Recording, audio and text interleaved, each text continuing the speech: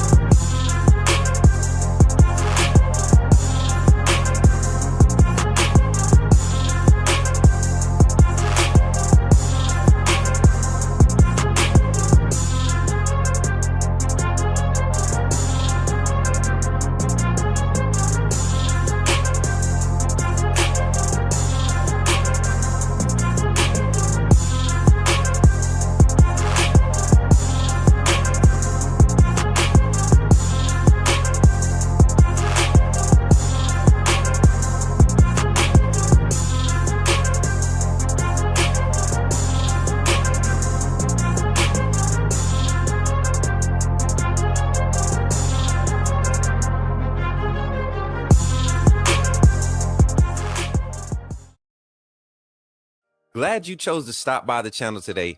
Just wanted to give you an opportunity to really become a part of this community here at the Coach Smook Network.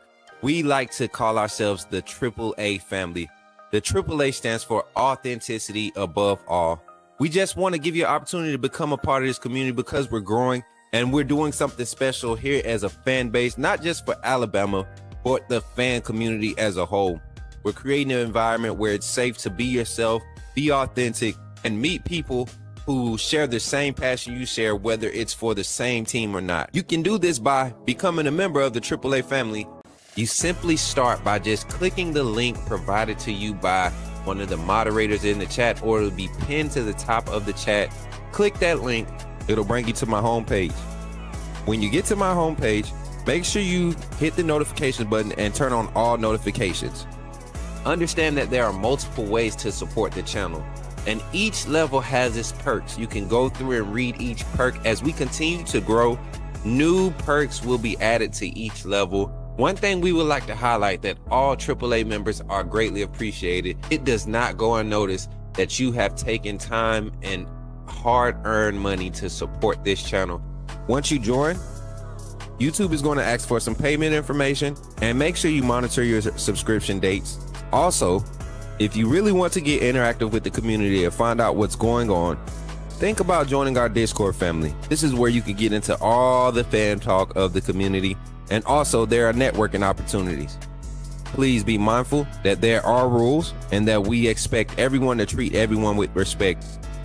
Also, if you're looking to partner with Coach Smook Network or sponsor, please hit us up at coachsmooknetwork@gmail.com, and our staff will get back to you in a timely manner. I'm your boy, Coach Smook of the Coach Smook Network, and I thank you for supporting this channel.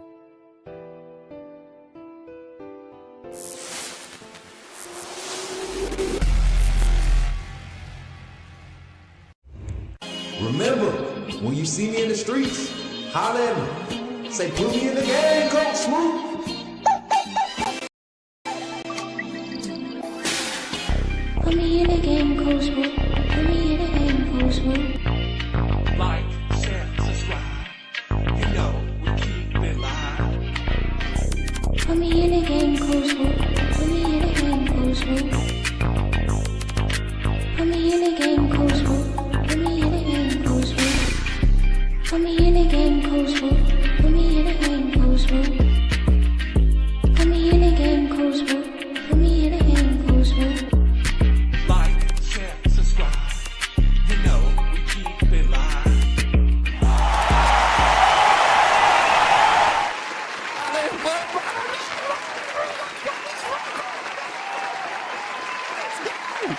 Let's go, chat. Let's go. I'm sorry, y'all. I'm sorry. I gotta let it ride for a second. Come on, give it up, man. College football is back today. We might not got no Crimson Tide ball, but we got college football, baby. We got college football. Come on, raise it up. Come on. Come on, get hyped. Let's go. Good morning. Yes, I'm feeling good. I'm happy. I woke up this morning. What's up, Chance? Good to see you, man. Roll Tide. Listen. We got college football back, y'all. It's time. It's back. What's up, Tevin? Good morning. Roll Tide.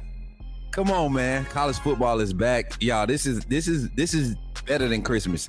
At this age, at 35, this is better than Christmas, man. Because now at this age, with as many children as I got and as many family members and things that I have, people that's close to me and my old lady and stuff, like Christmas is more so like, dang, I got to spend money, right?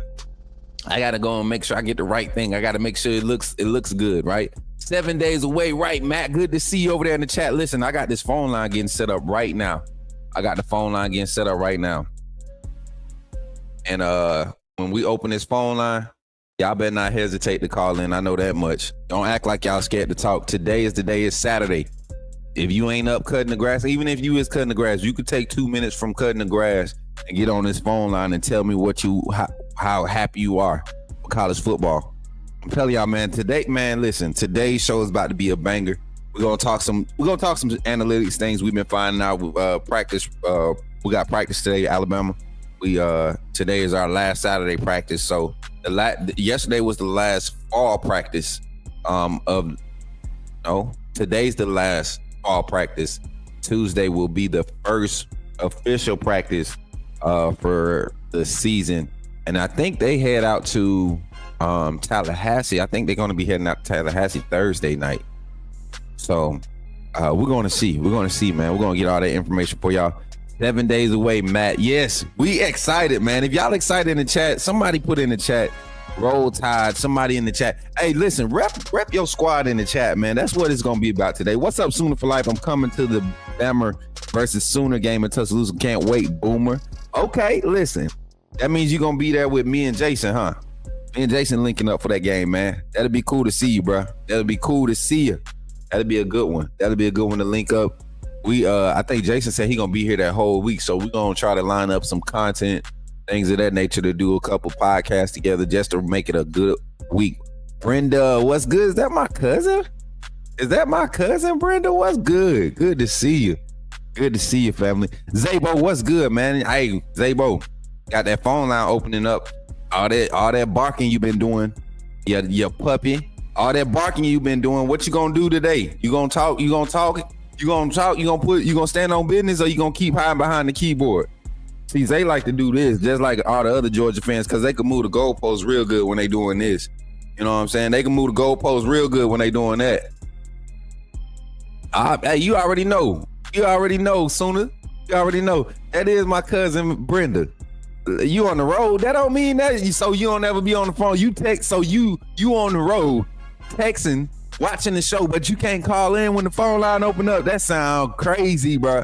That sounds just like a Georgia fan, boy. Koala gang, what's good, family? Good to see all y'all over there in the TikTok chat pulling up. Listen, this is in season energy. This is in season Smook. Like, I've been keeping this bottled up for the past 2 or 3 weeks. You don't talk to Bama people, but you watch their streams, boy. You all over the place, Zabo. You sound about as shook as this Georgia coaching staff when it comes to this quarterback situation. You sound like you all over the place, man. You don't know if you want to hand the ball out 60 times and throw it 12 times and hope the defense score 14 points. So you want to give them a chance and let that thing ride. Hey, nah, man, get out of here. Hey, shout out to my boy Koala Gang, man, over there on TikTok with the 22. Hey, y'all give it up for him. He gave 22 gifts on the stream, man, on TikTok. I told y'all TikTok be coming. They be coming with the heavy support, man. They get over there. They get the tapping. They get the sharing. They get the, boy, ooh, Megan, what's good? Stopping by? What you mean stopping by? We better grab a seat. What you mean? Megan, stopping by? You better stop and sit. Roll Tide, sister. Good to see you. Load me up some topics real quick. We're going to do some phone call topics and things to discuss. So hot topics for me if you can before you get to rolling into your busy life. Y'all, shout out to our PR Megan, man. She be doing her thing for real, man. She be keeping us in the loop. Hey, what's good, Hayden? Who is Hayden? Is this Hayden, my guy from UHP? What's good to Kinesis? Man, hey, Kinesis, where you been at, man? Y'all give it up for... Hey, we got family showing back up. Kinesis, where you been at, dog? Good to see you, man. The phone line about to be open. I'm not going to waste a lot of time with holding it up today. I'm going to get right into the phone line. I feel like we got some energy today. We do want to discuss a few topics before we get into the phone call segment, to put me in the game coach calling segment.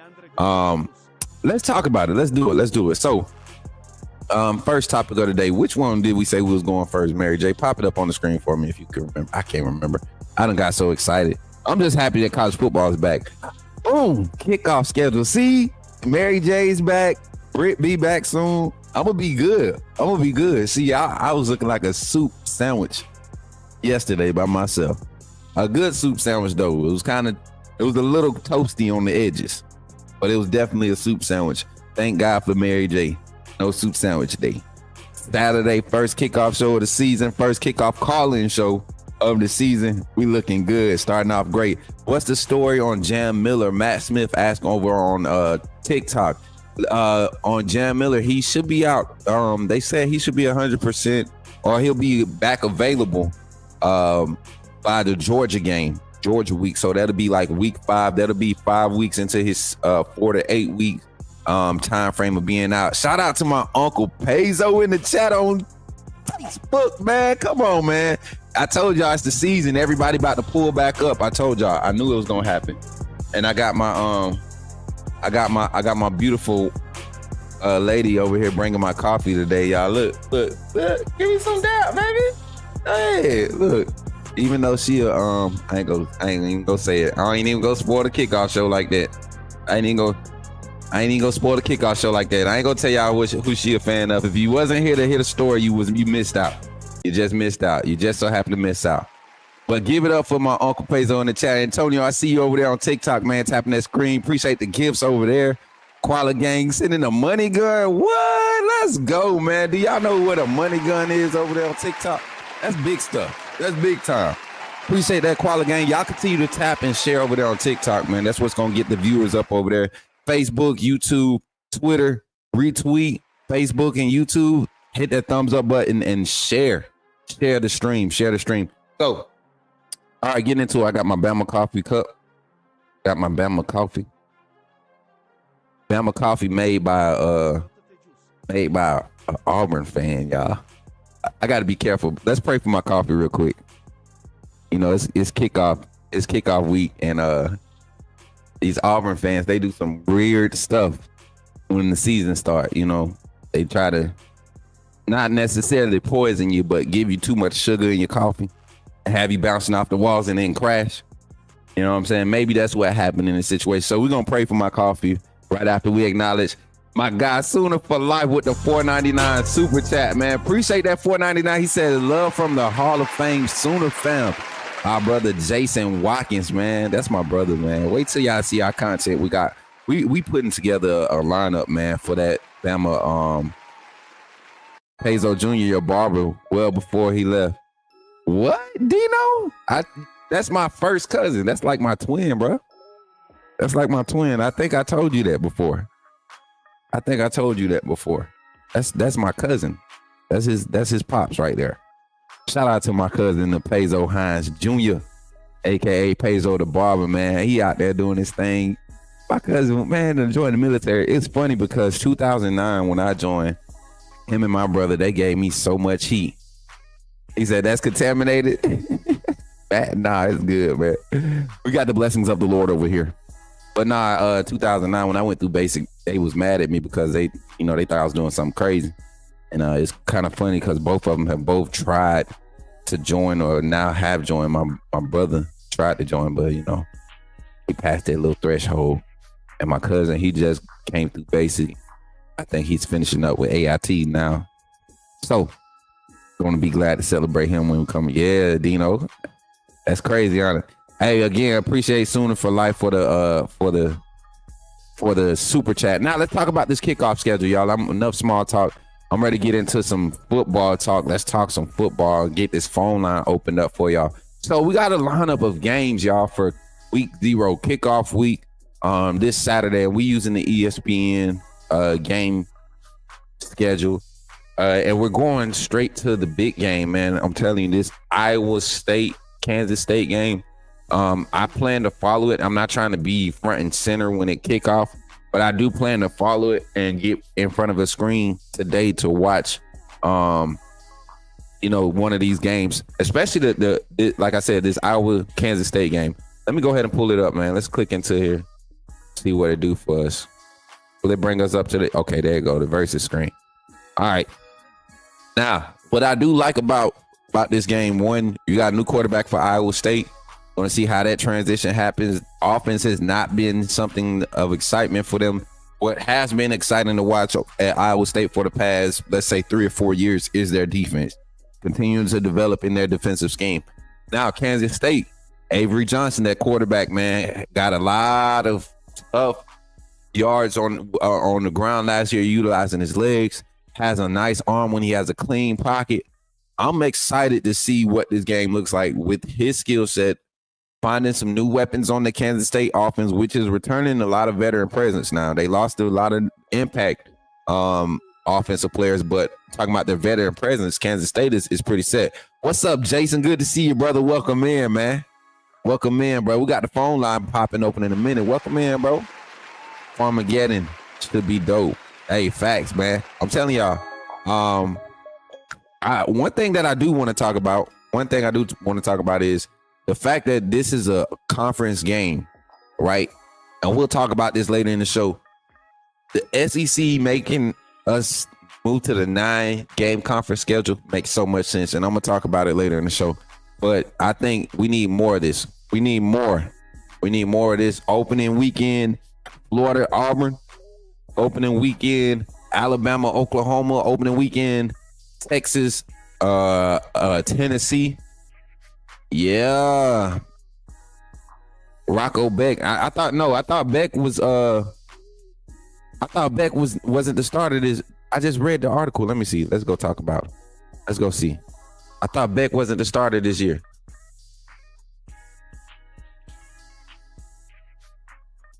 It's gonna be a good one. The Cyclones and that defense gonna be crazy good though. My people popping in the chat. What's up, Jason? Hey, but we got the call-in show. Tighten up. Oh, we got Kansas State, Iowa State. Got the call-in show. If we got any Kansas State fans, you know what? I met a Kansas State fan when we was in Oklahoma or Arkansas. That was Arkansas, Gentry, Arkansas, at the airport. I met a Kansas State fan, and they were talking about Avery Johnson, their quarterback, and how they were scared of losing him in the portal. And I looked at it and I was like, man, I think Avery Johnson is one of those kids, kind of like Diego Pavia, right? You got to go to the right situation to really kind of get that hype. Because if you really look at the skill set of Diego Pavia, I don't think he's a first, second, third, fourth round quarterback right now. I don't think he's a top 10 quarterback in the country. I don't even think he's top 5 in the SEC, top 6 in the SEC, right? So you just look at the situation he's in, though, the scheme and the system he's running in, right? It fits his skill set. How does that translate to the NFL? How many teams you going to see running that spread option in the NFL?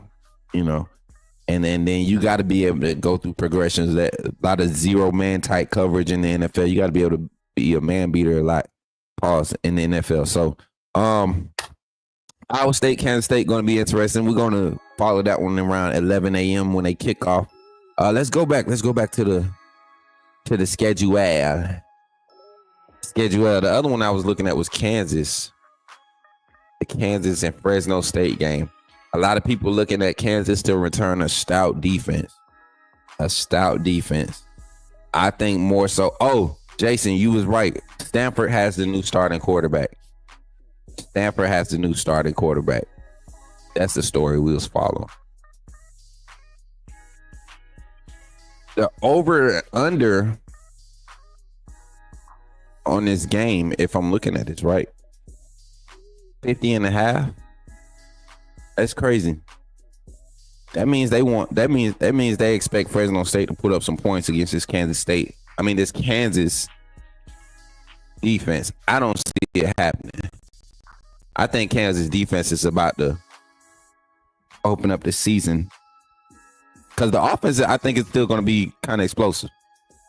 I think, you know, with everything that they're bringing back offensively, I truly believe they could be one of those teams in the Big 12 this season. looking at the schedule, big one against Kansas State, Texas Tech. Gonna see what Texas Tech and all that money doing, spending all that money doing. Utah. I think Utah's going to be better this year. I know they lost a lot on defense, but they recruit well. I think Utah's going to be solid. But yeah,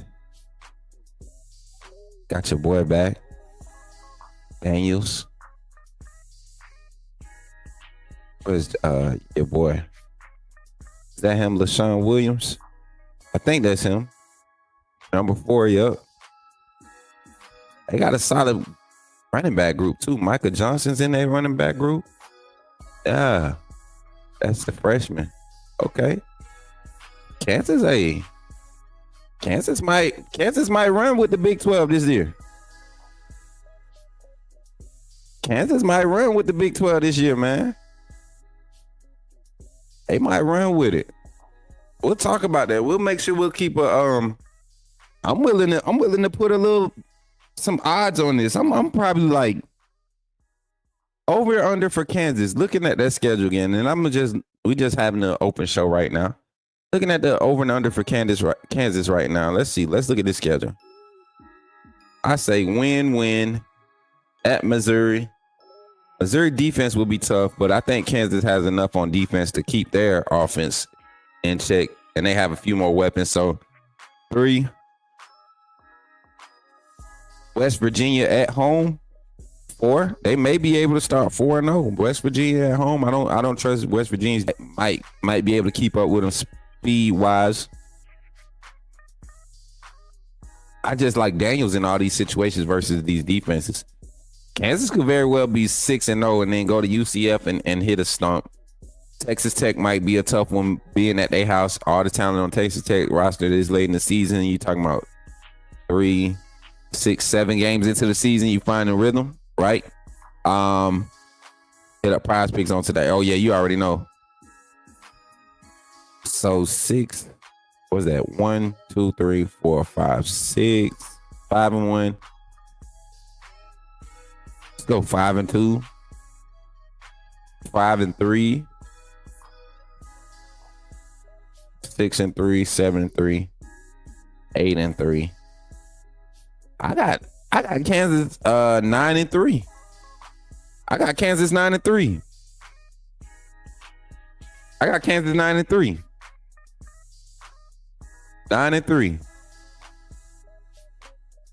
UCF is in that conference now, right? UCF is Big 12, right? Yeah. That's a toss up. They might be 10-2.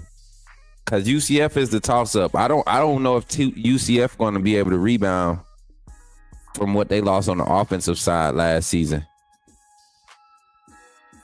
Yeah, I don't know if they're going to be able to rebound.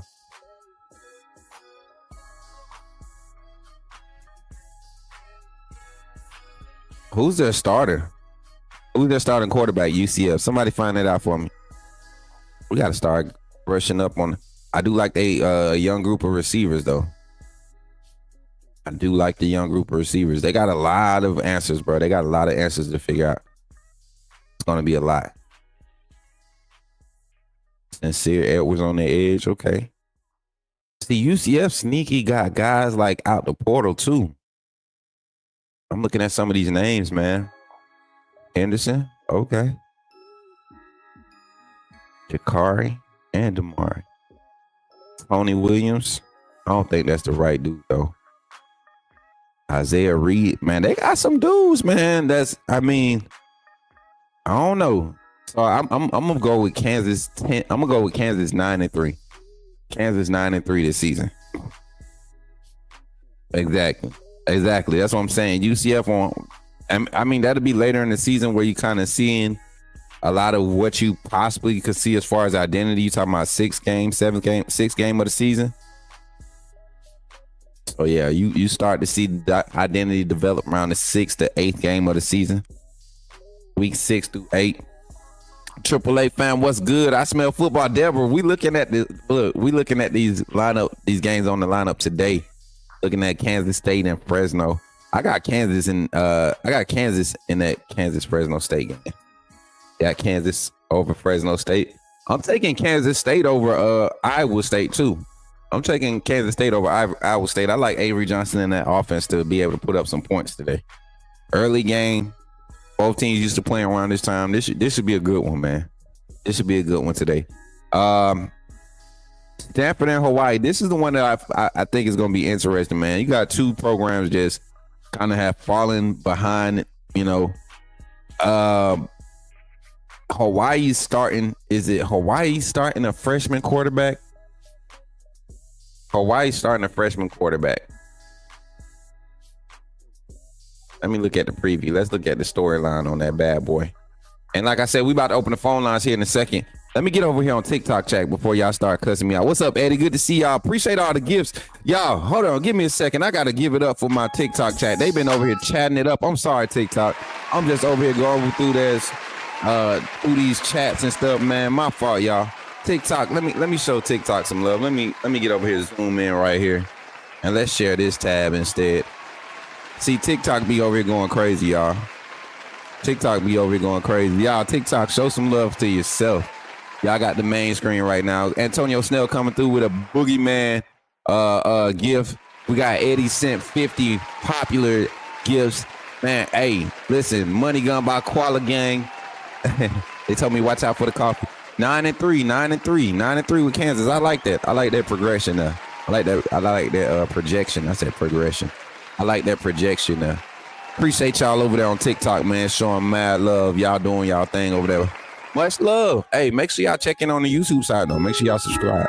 Jason Jackson is in the chat over here on YouTube. What's up, Jason? Get Jason up on the screen for me, Mary J, if you don't mind. Look at Jason. My buddy. My brother been putting in work for the Voice of College Football. We've been putting in work, bro. I like them clips you been getting. 13 points feel like it's too high for Kansas against Fresno State. I don't know, man. I think Kansas is going to be able to be explosive. I think they're going to be able to be explosive against this Fresno State defense. Fresno State defense not going to be physical enough to even get pressure on Daniels. He got some new weapons he working within that offense. Kansas offense actually looked pretty decent last year. I think was that the Texas game that they ended up losing the last possession? They were undermanned too. So I like Kansas to probably 18, 20 point type victory. The game's going to look good though. Sam, appreciate the like on Facebook, y'all. Uncle Peso, appreciate the like. And Deb, I seen you checking in on Facebook too. Look at y'all all between all the platforms, and make sure y'all go check out our main content, informative content channel, Alabama at the Voice of College Football. Link right there in the chat. One of my mods can actually pin that in the chat. So pin that at the top. Make sure y'all go subscribe to that. Leave that up for about 20 minutes. All right, y'all. We got 2 more minutes before we open the phone line. Stanford and Hawaii. Let's hear. Let's see what we looking at. Preview. Stanford. There you go.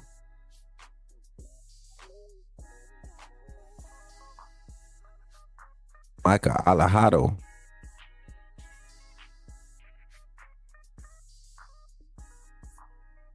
Hold on. I want to hear the storyline. Somebody give me a storyline. I want to see the storyline. Can we watch it on here without getting copyrighted? I don't know.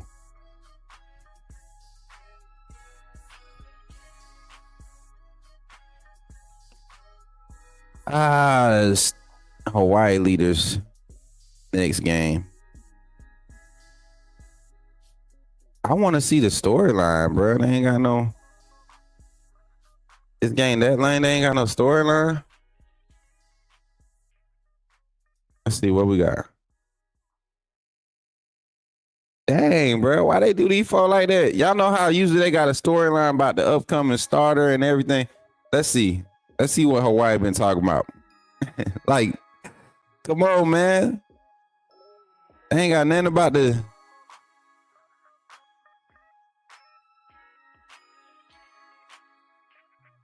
Okay. Michael Eugenio. That's the boy. That's my boy. QB. He played for the low pro. The 7-on-7 squad. I like them boys, man. Hey, his arm is nice. I can't even find it, y'all. It won't pull nothing up. Anyway, Hawaii's supposed to be starting a freshman quarterback. Is this him, Michael Alejado? Yeah, that's him. Right? Michael Alejado, true freshman quarterback. Supposed to be the starter. This is going to be interesting. Working in a new offensive scheme. It's going to be interesting. This might be what they need. Young team, man. See this roster. Y'all see all these sophomores and freshmen up and down these wide receiver tight end spots. One senior, and he's not even a guy. You know what I'm saying? Yeah. It's going to be an interesting season for Hawaii. They might have one of them start off fast and get into it. And everybody be talking about them. They out there in the Mountain West. Stanford, Arizona. That's two tough games to start off with, not going to lie. Sam Houston, Portland State, Fresno State. Air Force going to be a tough one for them. Utah State going to be a tough one for them defensively. They should be able to shoot it out with Colorado State, San Jose State. Another 9-3 team. UNLV not going to be able to hang with them that late in the season. Wyoming might be able to slow the game down in November, but they playing at home. They should be fine. Yeah. Hey, Hawaii might do it. Something tells you Stanford wins. I think it'll be interesting, Jason. I think the freshman and his offensive scheme and the uncertainty of it makes it a good game. Makes it a good game. All right, and then I think that's the last one that's really worth talking about. Well, in my mind, that I'll be looking at, that I'll actually go and sit at a bar and watch. That's about it. TikTok family, what's good, man? Appreciate y'all for tapping in and staying tight over there. Hawaii has their new stadium. Facts. That's what I'm saying, man. It's gonna be interesting. And Stanford has to be there. They going across the water, man. Jason, Frank Rick.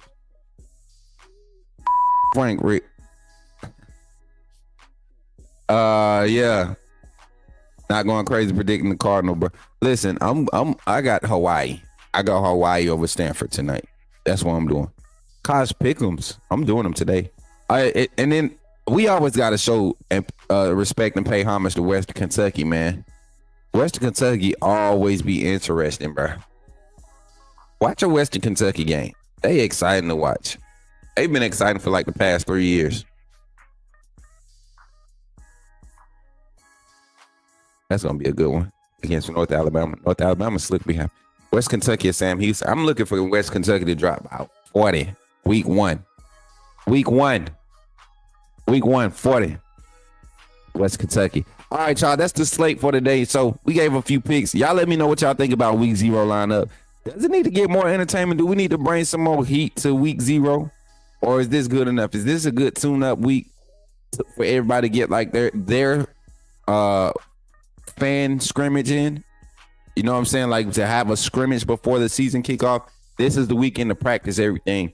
Like getting the grill ready, getting the brewskis all cooled and chilled, right? Send them in the right spot in the cooler so that everything could chill at the right temperature at the right time. You get what I'm saying? So does week 0 need to amp it up a little bit? Would y'all like to see something like a Georgia versus I'm saying Georgia versus Oregon, like week 1? Smart and Lanning week 0. Oh boy, what? Week bowl predictions week 1. We're gonna do bowl predictions for week 1. Yeah, so yeah, Georgia, Oregon, week 0. That'd be the feature game. Or LSU Notre Dame. Ooh. Ohio State, Alabama. No, Ohio State, Florida. Ohio State, Florida. Alabama, Penn State, Alabama. Dude, right now, who's hot right now? Alabama. Dude. Miami. You know, we had that a few years ago. Like, wouldn't y'all love to see some junk like that? But that's week 0. That's week 0. Let me know what y'all think, man. Let me know what y'all think about week 0. Should we amp it up a little bit? Now, let's go to week 1. Let's go to week 1 schedule. Looking at the, once again, using ESPN, and we're going to go down the top 25. Top 25. Let me pull it up the right way so we don't be searching for stuff.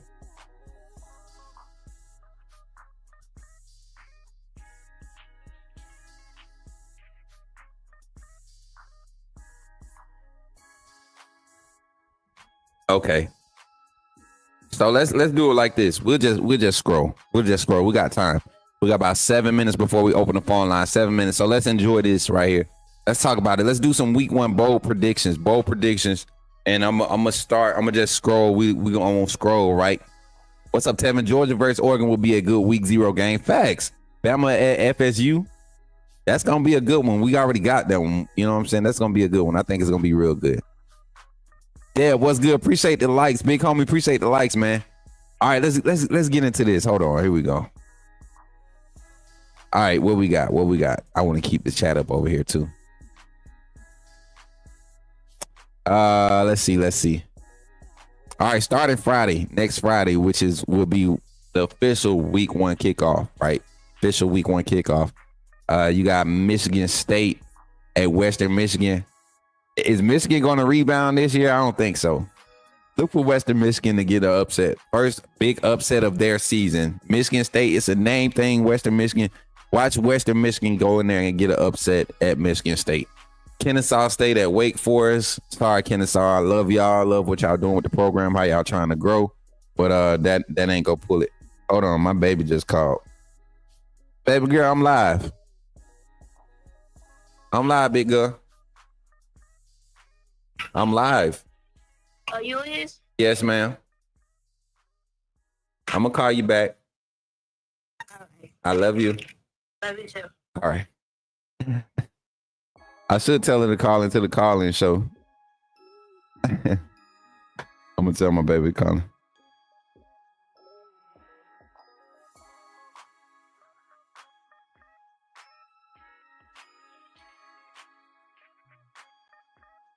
I gotta get my baby. I miss my baby, y'all. I'm a daddy. You know what I'm saying? I get really emotional about my children. All right, App State, Charlotte. We're not gonna talk about that one. Auburn and Baylor. This is the one me and Jason was talking about on his show the other day. Auburn and Baylor should be an interesting one. Auburn and Baylor should be an interesting one.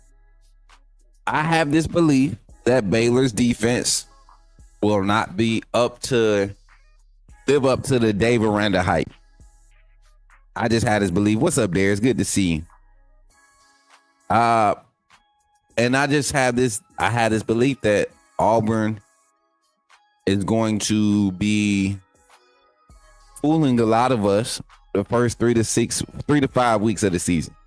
They're going to look like an elite team. I feel like Hugh Freeze, as much as we've heard about Jackson Arnold being trash in practice, I think that switches up when the lights are on.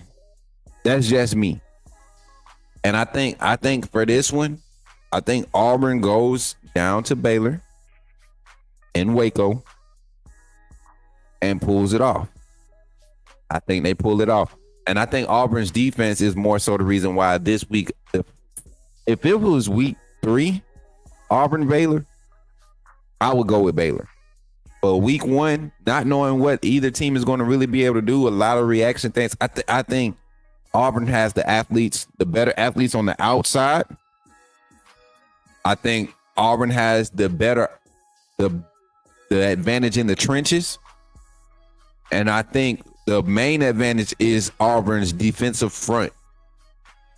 The ground that they're able to cover, the lateral speed that they provide, the pressure that they can provide. I don't think Baylor's offensive line has recovered. They're not fully through the transition of losing Coach Cap. They haven't rebolstered their offensive line since last season. That's where they struggled. You got to be able to run the ball against a front like Auburn, if you don't, and you get into just dropping back, that's what the D line and those linebackers want. I just don't see Baylor having enough to win it. Maybe it's competitive through 3 quarters, but I think attrition starts to set in, and Auburn is able to pull away. I'm calling Auburn right now. Auburn 31, Baylor 21. Auburn 31, Baylor 21. Let's go Auburn 34, Baylor 21. Auburn 34, Baylor 21. I think they do it. I think they're able to be a little bit more physical with their run game. Auburn utilizing Jackson Arnold in the run game, keeping them in comfortable situations. 1 or 2 stop plays that end up being big plays with the wide receivers he has on the perimeter. Baylor's secondary not being their strong point, kind of like Auburn right now. Baylor's going to depend on their front and in that front 6, that front 7 to really do some things up front and be reliable. So the back end is safe. So will Freeze the Seat be on fire this year with a mediocre season? Eddie asked that question from the TikTok chat. And big homie, appreciate the 10 populars over there, the 10 popular gifts. Eddie, I don't think so. And what is mediocre season at Auburn? That's the real question. Does he have to win 7 games this year or 8 games? Because they only won 6 last season. So is it 8-4? I surprisingly, I think if Auburn figures it out with the quarterback, they're 9-3, 10-2 team. 9-3, 10-2 easily. I think Auburn's going to beat Baylor. Yes, me too. I think so. Another 6-win season. Yeah, he might be on fire. He might be on fire then. 6-win season for Hugh Freeze at Auburn. Yeah, they starting to crank up the train then. They starting to crank up the train then.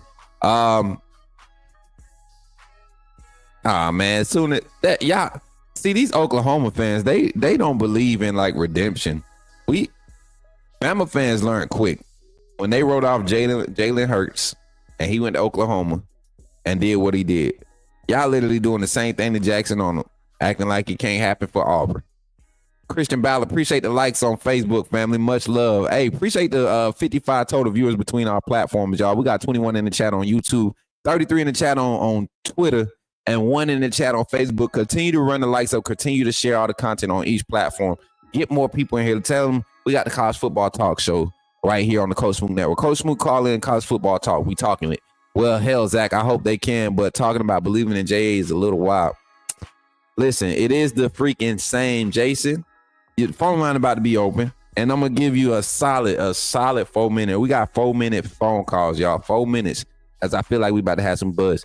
These Oklahoma fans, they are so angry that they didn't get the best version of Jackson Arnold, that they act like this man is not a competitor. The same one that y'all remember Jason trying to sell me this dream on Jackson Arnold before the season kicked off, right? Are we going to have some accountability with the offensive coordinator too? And the lack of protection on that front? If it wasn't for Jackson Arnold legs against Bama, y'all don't have an offense. So like he couldn't have been that bad. Right? He completed some big passes in that Bama game. So I'm just saying, we're going to have the phone line open.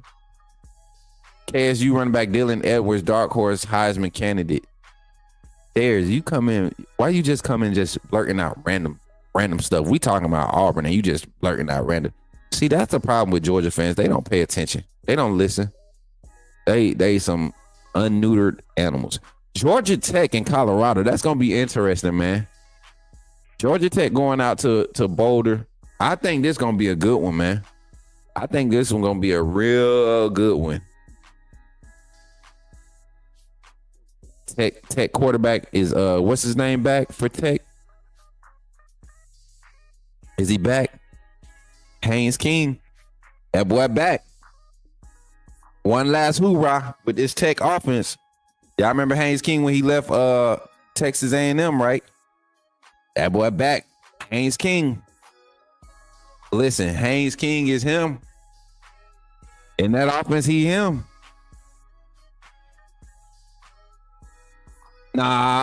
Nah, Jason. You was at the beginning of the season. We got the clip. I told you I ain't believing that boy. Jackson. I just thought he wasn't ready. Listen, I think Colorado football is going to surprise a lot of y'all haters that think it's about selling tickets. Y'all really trying my boy Dion and that staff acting like they don't know football over there. They went from a 2-10 season to what, a 7-win? Well, they won 4 games the second season, or was it 6? And then you go to a 9-win season, 1 game out of your conference championship. And I don't think y'all truly believe in the recruiting that he's done. He got some key guys out the portal. He went into recruiting, got some big name guys to recruit, to flip to Colorado late. You're going to have a lot of young talent out there, mixed in with some of that veteran presence that didn't get their chance last year because they didn't have a crazy portal exodus. Y'all better, hey, every time, Jason, every time. They need to let that man be great. He got his way. Coach Saban did it a way. I'm doing it another way. And it's working right now. It's working right now. He's always been a guy that's been in the media. It would be crazy for him not to be in the media in the position that he is now. He's in now. And with that, it's going to bring attention to his team. It's crazy you can say he's selling tickets, but they winning too. You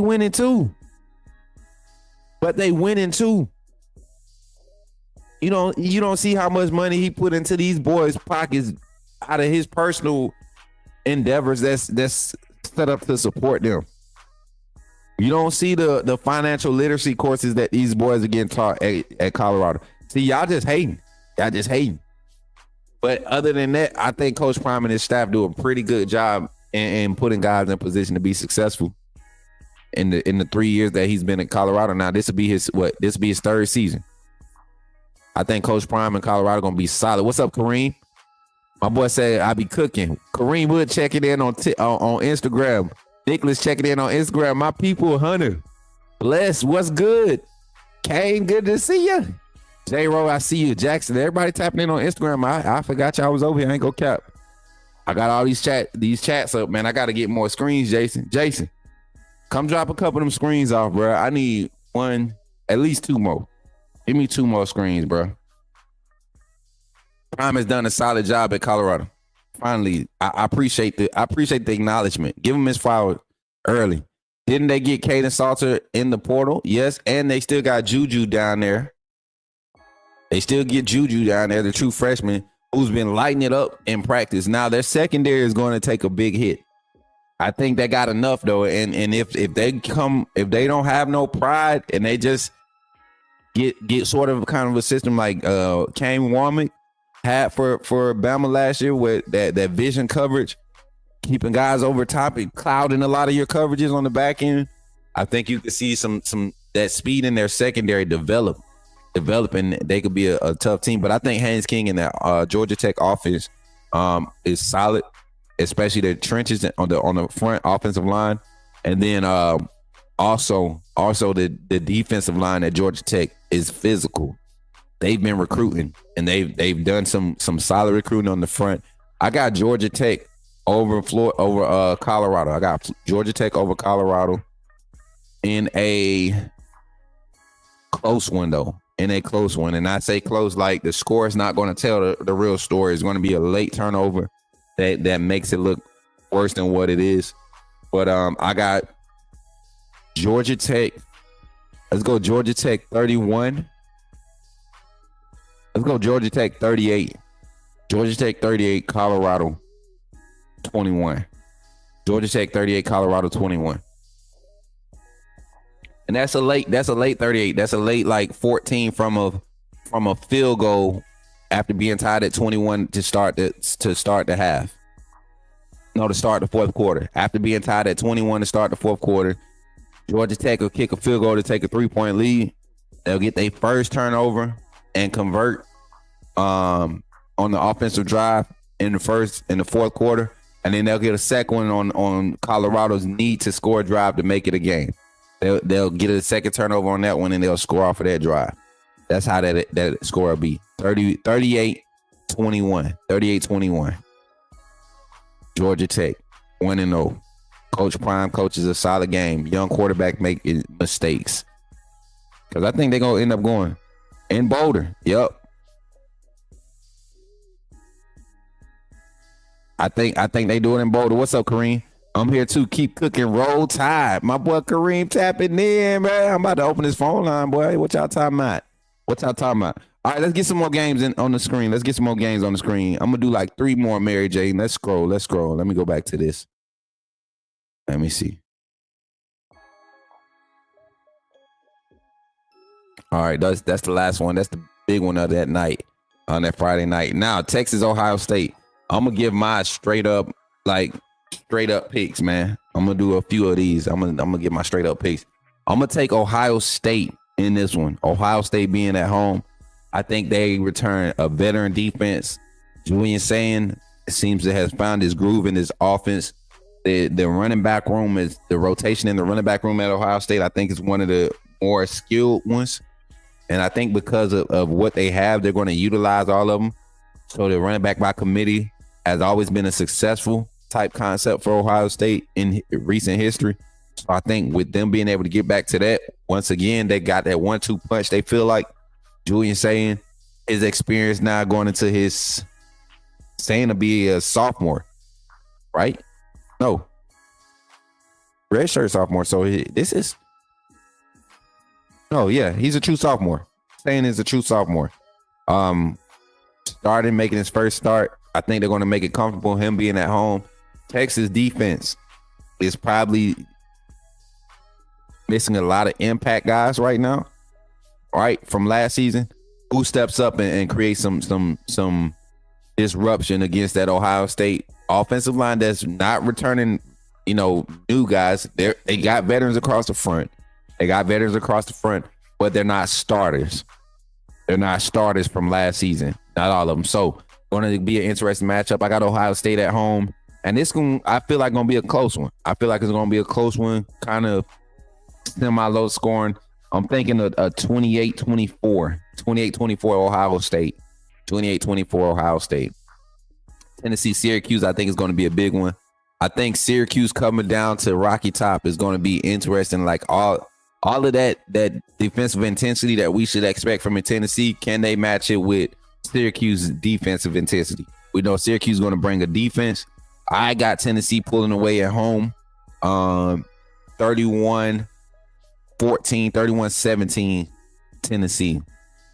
Let's see. Continue to scroll. See which one catch my eye. I'll rip.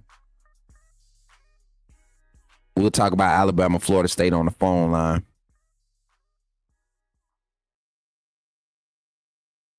I don't see any more that's catching my eye, chat.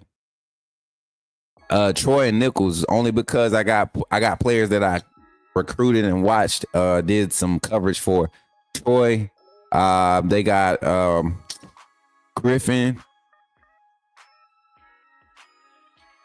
Williams, both of them from the state of Alabama. Then Nichols got my youngin, Denver Harper from Russell County High School. See what them boys gonna be talking about this weekend. Clemson LSU is a big one. Clemson LSU is a huge game this weekend. Coach, can I get a roll daggone Tide? Listen, you can get a roll Tide, boy. My guy Primo checking in on TikTok, man. Regardless, we're going to a bowl as usual. What are you talking about? You tripping, Primo. Online gonna be open, man. I want to hear this. Clemson LSU. I think Doug Nussmeier is gonna be able to rise above the Clemson noise in their Death Valley. I like the questions that LSU has in their wide receiver room and who's stepping up this season in their receiving core and the run game. I like their questions more than I like Clemson's questions on their problems behind their defensive line, right? I expect them to be able to figure it out. Clemson's defense has not been their issue over the past 2 or 3 years. But can Clemson's offense continue to grow like they turned on? It's like they turned on the switch last season with K. Can they continue to grow from that, or do they start all the way over? We haven't seen Clemson produce a solid offense since Trevor Lawrence left.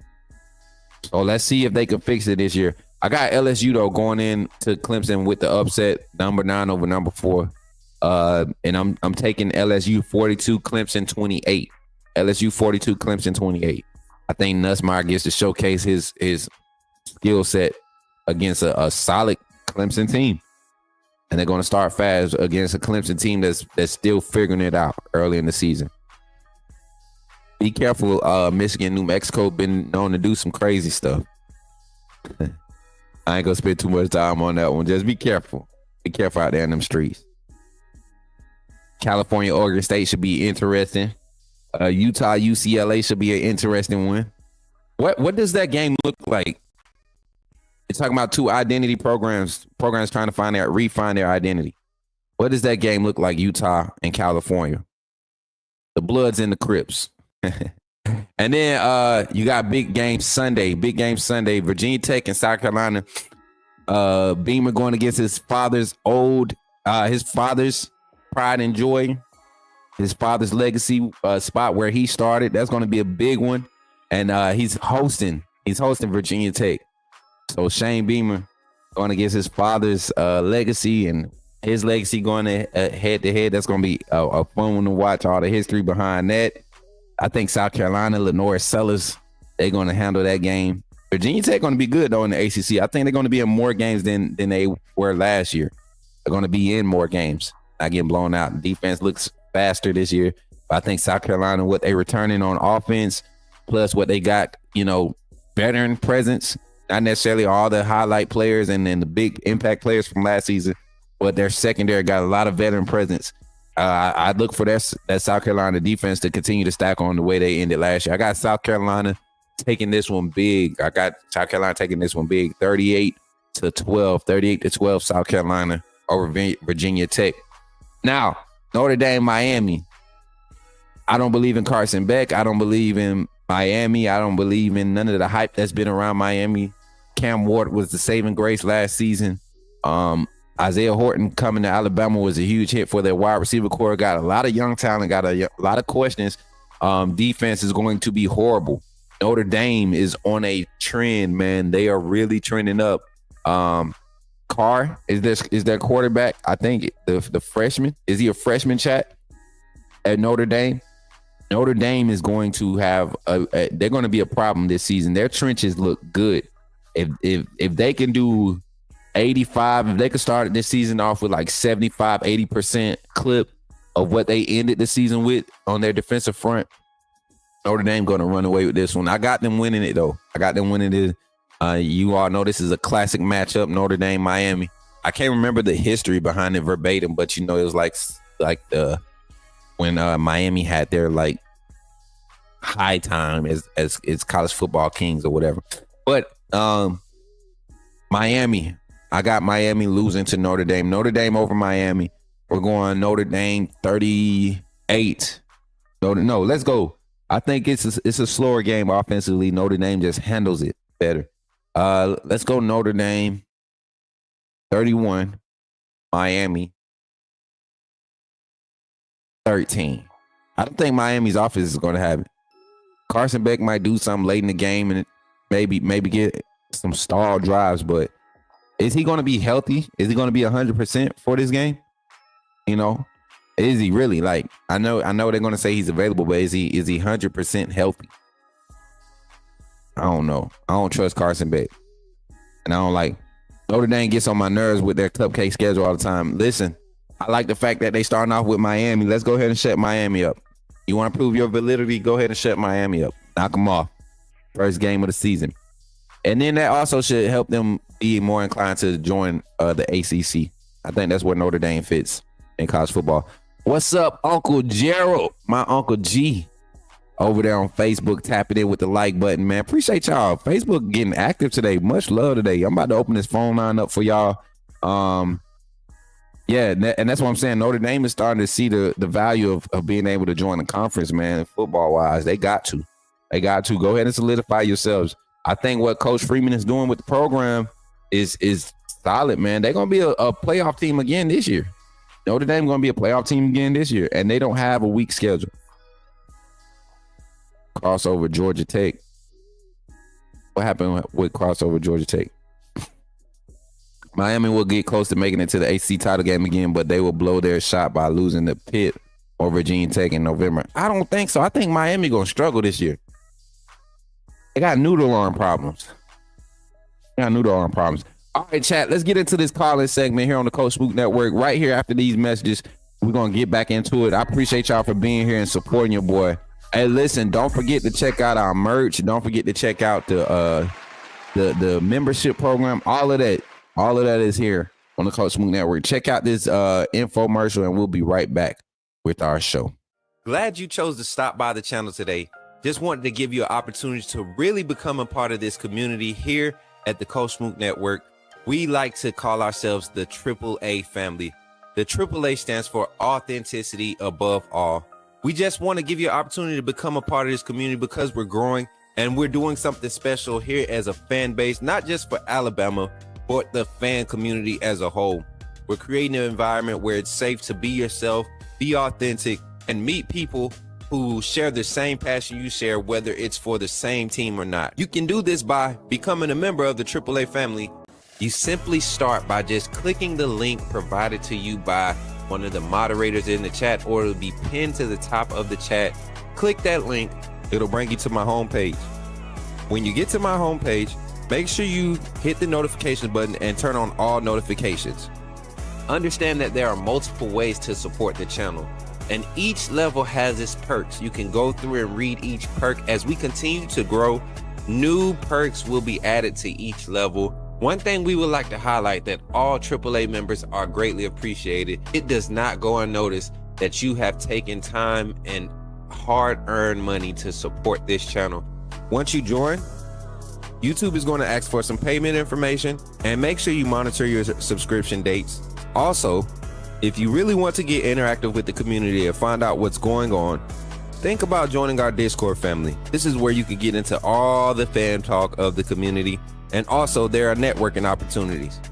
Please be mindful that there are rules and that we expect everyone to treat everyone with respect. Also, if you're looking to partner with Coach Smook Network or sponsor, please hit us up at coachsmooknetwork@gmail.com, and our staff will get back to you in a timely manner. I'm your boy, Coach Smook of the Coach Smook Network, and I thank you for supporting this channel.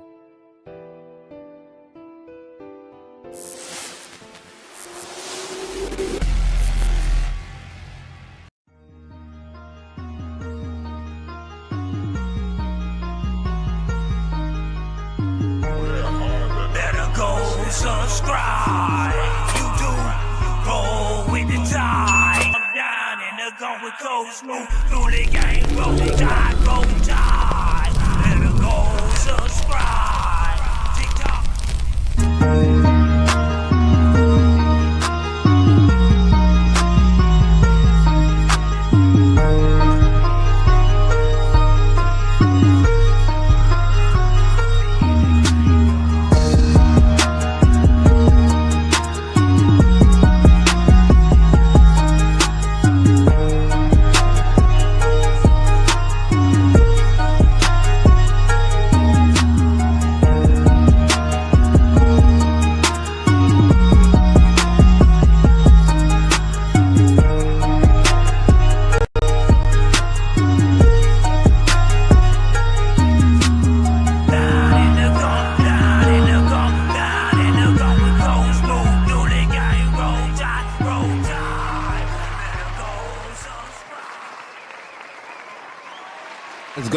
Let's go. All right, y'all. So before we get into the calling segment, just want y'all to be reminded. Excuse me. Let me sneeze first. Hold on, chat. Hold on. Let me sneeze. It's coming. Hold on.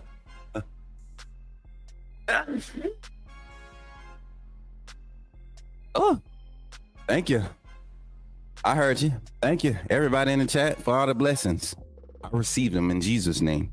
All right, so get ready to call in. Shout out to my guy, Kareem for the $10 super chat, man. Appreciate the $10 super chat over here on YouTube, man. Much love. Listen, y'all don't have to do this, and when y'all do, man, it means so much. So once again, thank you for the super chats.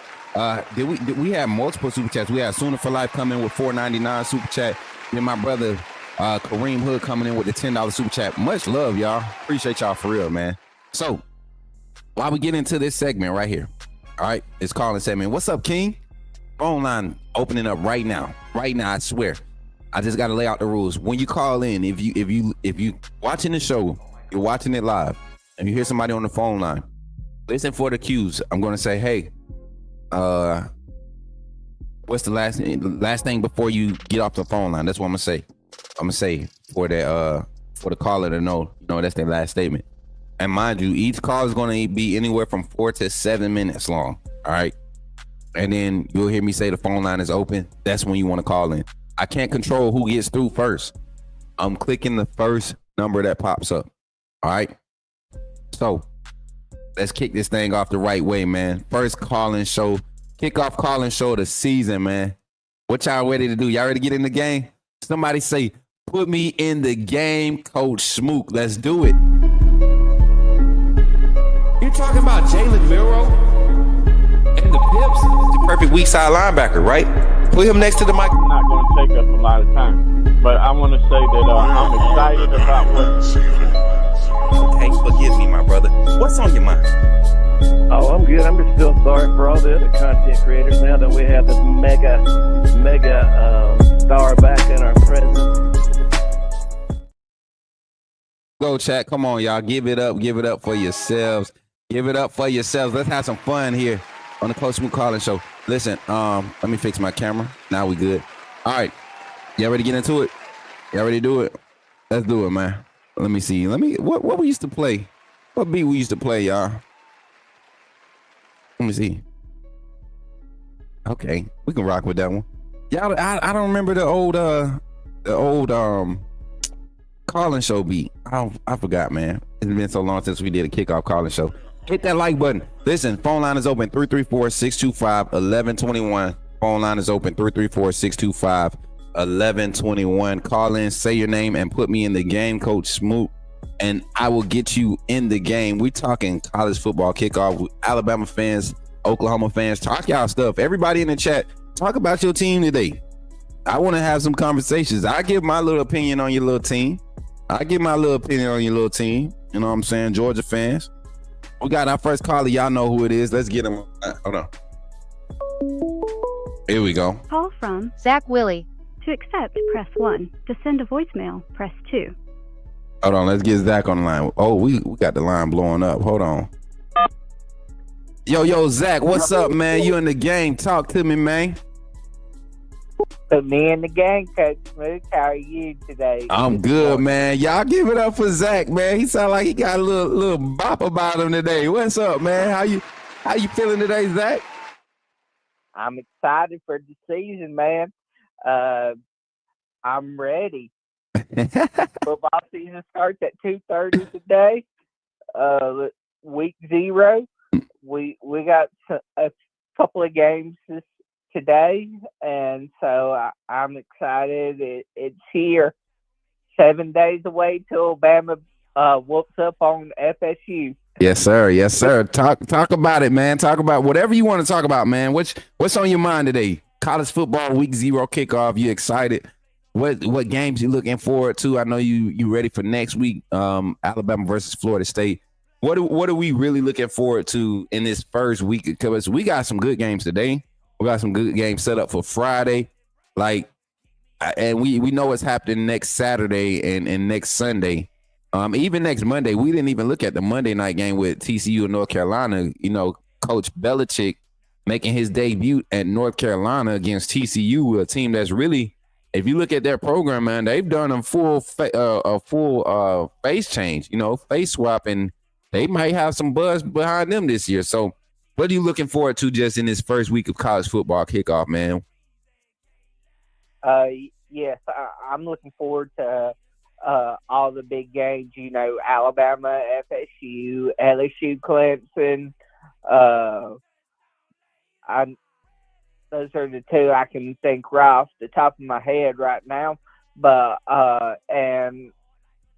going back to what you were saying about Dion in Colorado, he has talked about them some players struggling or not doing what they needed to do in practice, and he said, saying, "Hey, the season's coming up. Y'all need to get y'all's act together." You know, and now, do I think Dion and his staff will get it figured out? Of course, but there are murmurs that players aren't doing what they need to do in practice. Yep. So we'll have to wait to see how everything turns out once they kick off against Georgia Tech.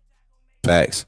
And that's why I got Georgia Tech coming in and taking it in Boulder. I think they will have a strong first half showing, but when it comes down to that decision making and it's time to make those veteran type plays, that's where Georgia Tech can have the advantage, especially on the front. So I think it's going to be a good game though. And I think Colorado will have a strong season again. I think they're 7 to 8-win team for sure. They can mess around and be in two other games they're not supposed to be in at this point of their transition and win those games. They have the athletes. They have the athletes on both sides of the ball. They have the skill sets. It's just about getting everything to be fluent and consistent. Right. Yes, I agree. And talking about Alabama, FSU, Thomas Castellanos and all his bashing Alabama during the off season is setting up for an interesting matchup to see how our defense responds, because old Alabama would smash people. Can we come out and respond and stay motivated and focused, not cocky, but just stay focused and motivated and go out there and prove the haters wrong? Right. Right. And and go out there and contain Thomas Castellanos, because we gotta admit he can utilize his legs and run the ball, and we have struggled against mobile quarterbacks. So we'll have to see how our defense handles his capabilities next Saturday. For sure, Zach. Now, final thoughts before we let you off the line, man. We got people texting the phone line asking, is it open yet? So let's get this energy up, Zach. Look at you, man. Look, popping off the kickoff show. This is 2 seasons in a row, Zach. You on the streak, bro. You on the streak. Oh yeah. Yeah. And final thoughts. I think Cade Club of Nuts. Yeah, he's not the quarterback that everybody thinks he is going into the season. Everybody's hyping him up because he played well against mediocre ACC competition last year, and everybody thinks he's just going to be this big quarterback. But Clemson has struggled. Clemson's quarterbacks have struggled since Trevor Lawrence left, and so they really haven't. Their offense hasn't been explosive since Trevor Lawrence. Gotcha. And so, do I think they can do it? Yes. And do I think Clemson's going to beat LSU? Yes, because Brian Kelly hasn't been able to prove that he can come out and win season opener games. Okay. All right, Zach. Well, appreciate you for calling in, man. Tell the people what's up. Roll Tide, my AAA family, and I'll holler at y'all later. Roll Tide, Zach. Look, y'all better be here next week for the pregame show, the kickoff show.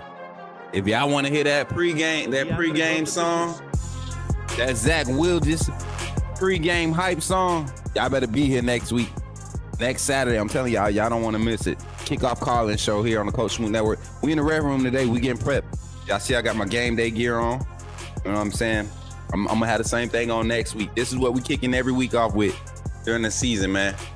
7-on-2, we got a call-in right here on the line, y'all. Check it out. Call from. Hey, it's Jason. Put me in the game, Coach. To accept, press Oh, 1. this Jason, y'all. Hold on. Let's get Jason on the line. Why is it still ringing? Yo. What's up, Jason? You in the game? Wait, why I got echo? Hold on. Okay, there it is. Okay, there it is. Better? Nah, I don't. Let me see. Where am I getting echo from? Hold on. Hold on. Let me double tap. Let me double tap. It might just be me. Hold on. Get the music. Mic check. Uno, dos. Okay, there it is. Better? Yeah, that's better. All right. Well, you must call me on your PC. I was trying to, but it didn't work. Oh, okay. Because it there it is. It's fixed now. What's up, man? What you got going on, man? Jason's in the game chat. Y'all give it up for the Hall of Fame Jason here on the Coach Smook Network. He checking in, man. Talk to me, bro. Hey, man, I'm just excited about the season, like Zach said a second ago, man. I'm just glad it's finally here, man. We're going to keep talking. It's always talking season for us, but I love it that we're going to have actual football games to talk about now. Facts, man. I was looking at the lineup. We were talking about Kansas State and Iowa today. That I think that's going to be a lot more entertaining than people are going to give it credit for, and probably some of the cleanest football we'll see as far as competitive advantages on both sides. You got Kansas State and Avery Johnson in their offense looking to build on what they had last year, the sparks and the moments that they saw. Then you got Iowa State defense continuing to build on their tradition and their culture and how they've been identified as a team. Can the offense figure it out? Can Kansas State defense continue to step up? Because that's what really kept them in the running last season. So going to be a good game. I think it's balanced. Yeah, I think it's Farmageddon, man. It's a big rivalry for them. I'm surprised that they decided to go all the way to Ireland to do it, but I think that the problem with K-State last year was that as good as Avery is, it seemed like they had some uneven play calling. They've got Matt Wells coming in to be the play caller this year. He's been good everywhere he was, and he was part of the staff, but he wasn't calling plays last year. So I think that's going to help him offensively. 100%. You know, you're right about ISU, and that Iowa State's defense is legit. It always is. Mm-hmm. So it's good matchups. You know what I mean? Good matchups. I expect it to be close. 100%. But I got K-State. You said you got K-State? Yeah, I got K-State. They're my Big 12 team, the pick that I've got pretty much. But I think it could be. Here's the one thing, Smook. I was going to ask you what you think about this. You've seen some teams have some hangovers from going over there, and they both are supposed to be big contenders for the Big 12.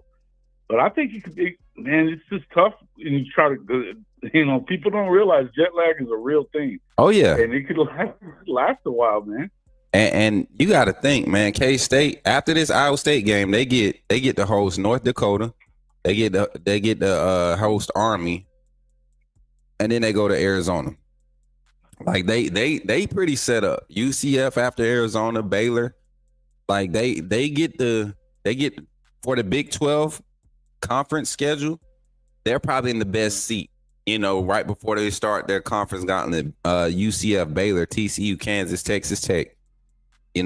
Those teams back to back. I think Kansas State, with their defense, the presence that they bringing back, they're going to be set up better than Iowa State. They could take a loss in game one and be able to rebound because of how their schedule lines up. Yeah, I think whoever loses could have a hangover as well. I think I was getting that. But I expect K-State to win, and I think you're right.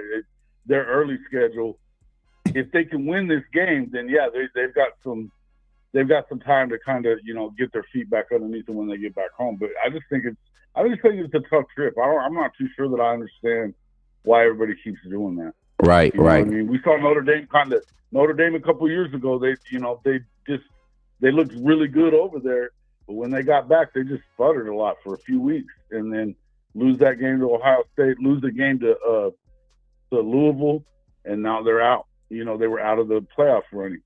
So I don't know, man. And then last year, look, Florida State go over there and get mud-holed, and they went 2-10 after that. Mm-hmm. You know what I mean? Come on, bro. I don't know. If I'm a head coach at a school and they're wanting me to go over there, I'm really not happy about it. I don't think I'd want to do it. Facts. All right, man. Let's get into some bold predictions since you're here on the line, man. Let me go back to this link real quick because I want to pick those big games that I was talking about earlier. I feel like really gonna be interesting and shake up college football. So I skipped over this one earlier, but I think it's gonna be interesting. Thursday night, Boise State at South Florida. I think that's going to be a exciting game. Boise coming down to South Florida. We know how the South Florida defense was flying around last season. One of the best in what conference are they in now? The American now? The American Conference, yes. The AAC. Right? Yeah, American Conference. Yeah. So I think that's gonna be interesting. Boise State trying to find a replacement, see if they can actually have an offense outside of what they had with Ashton Gentry. Let's see that because we know they didn't have a defense. I think South Florida might come in and really put a hurting on these boys. What's his name? Devin Brown, the quarterback. He's been giving college football, some of your Power 5 schools, some problems the past 2 years when they walked USF into certain arenas. Gave Florida an issue. What that was 2 years ago, beat Florida. So what you think? South Florida, Boise State. I got South Florida holding it down at home, man, by 15.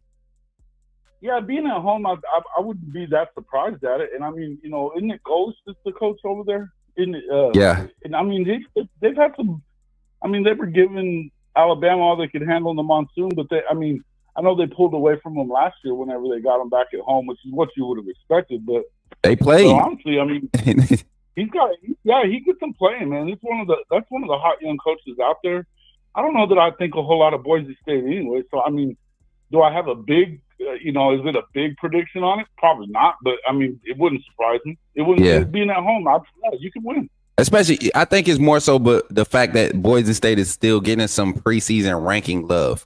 Them being 25, I think if USF wins that one, you can put USF right there. They were one of those teams last year at 8-4. Last season that really were in their 4 losses come against Alabama. Was it Florida? They played against Florida last year. So they 2 of their big losses came against Power 5 SEC schools. So I just think that they're continuing to build. Like you said, Alex is doing a solid job branding that program. He's killing it. Yeah. I think he's been real good. So I feel like, I think he's done a really good job. Where is he at now? I mean, he's got a winning record there. And I mean, they were 8-4 last year, but I mean, you got to figure two of those losses were to Power 4 schools. You're not supposed to beat those guys. Yeah. Yep. You know what I mean? So I like them. Yeah, I wouldn't surprise me. You really wouldn't. Auburn, Baylor. Talk about it, man. I got Auburn going in and getting the upset. You think otherwise? I don't think it's an upset. Huh? It's not an upset for Auburn to beat Baylor. In Baylor, it is. Well, I think a lot of people think a lot of Baylor, but I don't. Truth be told, when you've got the talent that Auburn has, especially with Singleton, Cam Coleman, they got a great receiving core. I think the only thing that should screw that up for Auburn would be Jackson Arnold, and I think that he can. Now, I think that Aranda will throw the house at Jackson and see what he can handle. My question is, I've got the biggest question I have in that is whether he gets the hook early. I don't know if he goes in there and he looks scared like he has, then she's probably got to get him out of there. But should they win? I think they should win the game. I'm not sure that I believe they are. Okay. So give me a prediction. You're dancing around the fire. Okay, well, I'll go out on him. I'll take Baylor on it. I think I think you could be in trouble, man. I think you're going to lose it at Oklahoma. I think if you start off 3-2 this season, and then it could kind of be teetering on the edge there. You know what I mean? And Yeah. once they get deeper into conference play, if they don't get through that first 5 games undefeated, I think that they could be teetering, and he could be on his way out of there by midseason. You know, or at least that he sealed his fate by then. I don't know. You know, to me, I would probably have a pretty quick hook if I'm him, because I think he knows that he's in trouble. Right. You gotta know. Yeah, So I think that's more of the reason. I think that's more of the reason we see his Big Bama said ain't nothing but one team we're talking about. Roll Tide, roll. Appreciate you for pulling up, Brody.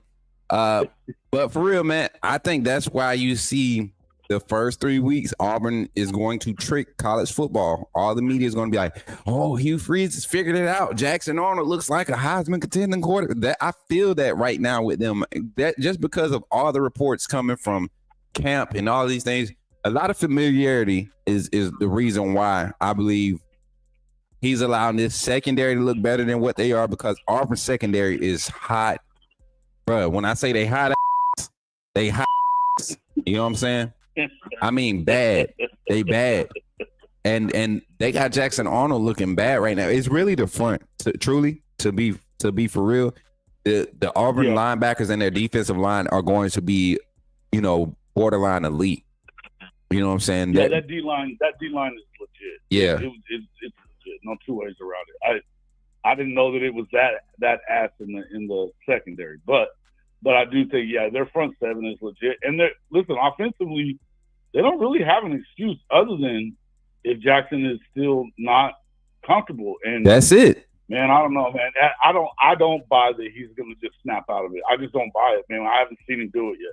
All right. So I don't know, man. He puts the ball on the ground and he's afraid to throw it in the air. So it just, I don't know, man. Seems weird to me, but we'll see, man. And honestly, I hate to see it. You know, I don't want to see him fail, but I just know what we watched last year, man. You know what I mean? Facts. And I told you, I just didn't feel like he was ready. I didn't feel like he was ready last year. But let's move on. And you were right what you said. You were right what you said a few minutes ago, though, too. Seth Luttrell was horrible. You can hit the hard garbage, bro. He's trash. Horrible. And then they had a lot of. I mean, there were a lot of things that conspired for it to not go well. Yeah. For that offense, you know. But when you got a lead with 2 minutes left at Mizzou, and you just booted off your knee with nobody around you. I mean, the dude had 12 fumbles and 13 starts at Oklahoma. Yeah. That's not good. Yeah. You know what I'm saying? And we know Auburn has offensive line questions, so it's going to be interesting. I think they do pull it out. And like I said, I think it's a late pull away because of the defense and what they're going to be able to do on the ground with his legs keeping him comfortable moving the pocket. Hugh Freeze designs offenses for that type of quarterback. You know, throwing him on, getting him on the run, throwing the ball, moving the pocket for him. So I think Auburn will be able to pull it out. Let's go to this big game right here before we get into the other ones. Ohio State, Texas. And I know your strong feelings about Texas as an Oklahoma representative, but break this game down in your thoughts with no bias. No bias here. I think it's pretty evenly matched if you think about it. I mean, they both lost quite a few players from last year's team. I think if you've got, besides the home field advantage being an advantage for Ohio State, you also have probably the two best players in college football still at Ohio State. Yeah. You got Jeremiah Smith at receiver. And Caleb Downs on the other side, right? Yeah. So if there's an advantage, and I think, I think that's the advantage that Ohio State has.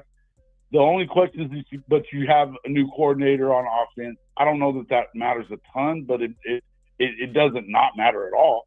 You know what I mean? There's something to be said about it. And then you have to look at I think that their defensive coordinator situation is probably less of a big problem. I mean, as much as people give Knowles a lot of credit, they still have the rest of that defensive staff in place. Right. So they moved a guy in that's one of the best recruiters in the country.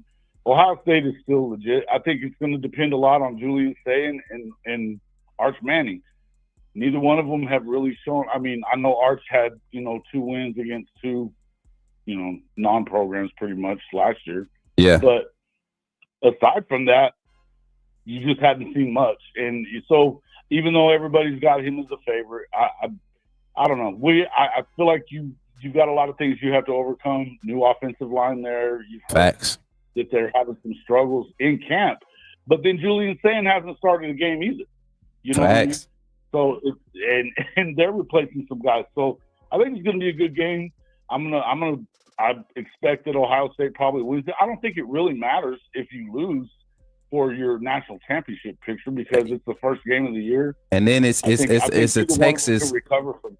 It's a Texas Ohio State. It's a Texas loss to Ohio State. Your reigning national champions. Like you kind of want to go into this game and you want to win, of course. But if you're going to lose, you want it to be a didn't cover the spread. You want it to be a 27-24 or a 27-26 type game. You get what I'm saying? You want that type of slow game. Nobody gets to really be explosive because of the balance there. You want to still make it to where if we have to come down to a decision of who gets in or where we get in, that remind you of this game. Week 1, this is how it looked. And then Texas, Texas needs this win more than Ohio State. I say that. Texas schedule does not get better once they hit the conference sled. Well, the thing is that their early schedule, I mean, they could go into Red River and have it be 3-2 because if they lose this game, then they got to go to the Swamp the week before they play Oklahoma. Yep. So they could go into the Oklahoma game being 3-2 and, have a chance to go back to 500 and then you turn around and you've got to still go to Georgia after that. You still got to play Texas A&M, and you got to play another rival in Arkansas. Now, I don't think a ton of Arkansas. But they play different against Texas, bro. They play? They sure play different against Texas. That's what I said. So to me, I think you need to. You better at least split with the cocktail teams. You better beat Florida or Georgia, right? Or I think you miss the playoff. But so. I think they probably do need to win a little bit more because here's the thing about Ohio State too. They could lose this one and not really be pushed after that. That's it because their schedule, their conference schedule, they're so much head and shoulders above the conference schedule that they're assigned. Now, if they were to start off, I haven't looked at Ohio State's schedule, but Ohio State needs the Oregon, the Penn State. That should be automatic. I think their conference. They don't play Oregon though. Ohio State doesn't have to play Oregon this year. See, they do of course play Michigan and Penn State, but the thing that's not valid for me for them to be able to say strength of schedule and they still get in. If they don't win their conference, they shouldn't be in. That strength of schedule is horrible, man. But Penn State might be surprising this year. I will say that. I went back and I looked at Penn State last year. They might be. They don't play nobody, but because of that, they will be solid this year, man. They will be the team in that conference that be able to compete with Ohio State if their offense really picks up from where they left off last season. And I think they have some assets there, especially in the tight end room.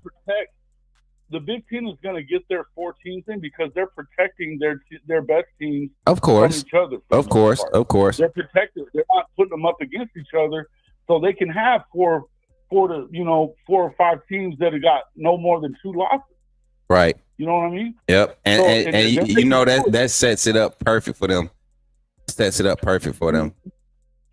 All right, man. Let's get back to this game list. Now I'm gonna save Alabama, Florida State for last. We got about 3 more minutes, bro. Give me your thoughts on and I love when we talk about Shane Beamer. Me and you. I love when we talk about Shane Beamer, South Carolina. Talk about South Carolina hosting Virginia Tech this Sunday, August 31st. That's my dad's birthday. I'm gonna make sure we go live and try to get Pops on too. Yeah, man. Pop's gonna be what? I'm 35, so that means he's gonna be 60. Pop's gonna be 60 this year, chat. Pop's gonna be 60 this year. Yeah, so yeah. Gang out here. You know how I feel about. I don't think much of Beamer. But I thought it was funny that he said something. He said his dad had said something about he was just hoping that both teams showed up and played well. And he was like, you better be hoping that we play better. You know what I mean? He was like, you could tell he took a little offense to it. You know, I think Beamer's under a little bit of pressure because he doesn't seem to put it together 2 years in a row. Mm-hmm. And when there's expectations on him, they hadn't really done it. Yeah. You know what I mean? When like last year, it's one thing to do what they did when nobody expects them to be anything good. But now you've got 9 new defensive starters. You know, I think they got a great defensive end. I mean, they've got one of the best players in the country on defense. And Lenore Sellers is definitely one of the best players in the country on offense. Right. Are they going to put it together in the SEC? I don't know. They may, but I don't think so. Should they win this game easily? Yeah, they should blow these guys out. I don't think Virginia Tech's that good. Jason, I want you to listen to what you said about those 9 guys that they're replacing on defense. You're talking about 400, I think 380 some snaps. Bro, Virginia Tech couldn't score on freaking. I'm not talking about Virginia Tech. I'm talking about South Carolina. South Carolina returning, like they're returning a lot of veteran presence. That you're talking about almost 400 snaps between the guys that they're replacing. The projected starters play 400 total snaps between them. So like, I think you have a system where the secondary, especially in the secondary last year, they dealt with injuries and rotations so much last year, and we're still one of the most productive defensive teams in the country, not just in the SEC but in the country. Yeah, the defensive line was legit, and I think we saw how deep they were on the D line. Now those guys are starters. You can't help but believe that those guys will be able to, kind of like what Georgia went through last year or the year before last when Stackhouse and those guys were there. You know, they had that big group of defenders go out, that first national championship defense. They had those guys go out. They were starters. And everyone's like, you got to replace all this impact. But people didn't realize they were playing. Those rotational guys were just as impactful. They were just limited with their reps. Now they become starters. You see a slight drop off as far as production, but you see the effectiveness to where it sustains, where you have an experienced offense. And Stetson Bennett, year 2 with Georgia offense, Brock Bowers and Lad McConkey, all that experience returned on that side. You got the same thing in South Carolina. And so I think it kind of plays out and balances out for them, especially with Lenore Sellers, man. I'm telling you, he's my dark horse for the Heisman. Lenore is going to have to be right. I think Lenore is going to have to carry them some, though. Yeah, for the first 5 to 6 weeks, I think he's going to carry them. He's going to have to, though, because here's the thing. I get what you're saying, and I've heard this argument from South Carolina people, is that, a lot of those dudes, they weren't starters on the D-line, but they played. Okay, fine. But the thing is what's up with your depth, though, now? Because last year you had depth. You know as well as I do, it's not about just your starting package on the D-line. It's about how many deep you go before you have a big drop. If you don't have 8 or 9 in the SEC that you could throw out there, and really go, right? You won't last in a lot of those games against the tier 1 of the SEC. Right. I don't think that affects them so much against Virginia Tech. I think that later on in the season it's going to. But I just, to me, I don't know. I'm not a big believer in change, so that's part of it. But you know what I'm saying. But I think I put all that together. We'll see. Maybe I could be completely wrong. Maybe Lenore does carry their asses all the way through it. Yeah. You know, we'll see. But I just think you still got to see him do it. And I do think he's going to be a lot better in year 2 as a starter. But I just don't know what that means, because this is a team game, man. And I know they were led by that defense last year. And you can't say unequivocally that they can do that this year. Right. All right, last 2 before we get out of here, man. We got 2 minutes left. Give me. They said Oklahoma on upset alert against Illinois State. Well, Come on, man. That's not. They ought to be playing backups way earlier than that one. I mean, I ain't tripping on that. We're looking forward to Oklahoma fans. Oklahoma's looking forward to Michigan next week. Yeah. I think this is one that everybody's kind of sleeping on, but I want to see it just to see the feature. John Mateer and that new offense, man. I'm excited to see it. I want to see what it looks like. Basically on air. I like to see how it looks on air and live action.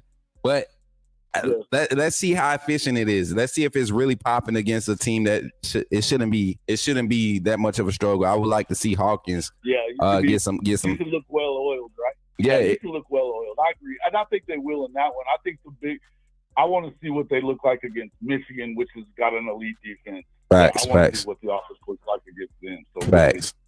All right, chat. Let's get to it. Alabama, Florida State, man. Give me your thoughts on it, Jason. Coming from an Oklahoma coverage guy, unbiased thoughts, just like we had to do with Texas and Ohio State.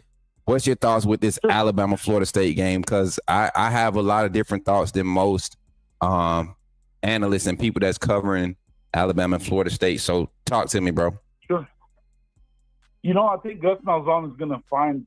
I mean, he knows Alabama. Obviously it's a different system right now of what he's going to go up against. But one thing is that he's going to find cracks in whatever you've got. That being said, I think that Castellano doesn't throw the ball very well, and I think he put his team in a big underdog situation in a bad position. Facts. By cracking his mouth open and talking all that shit.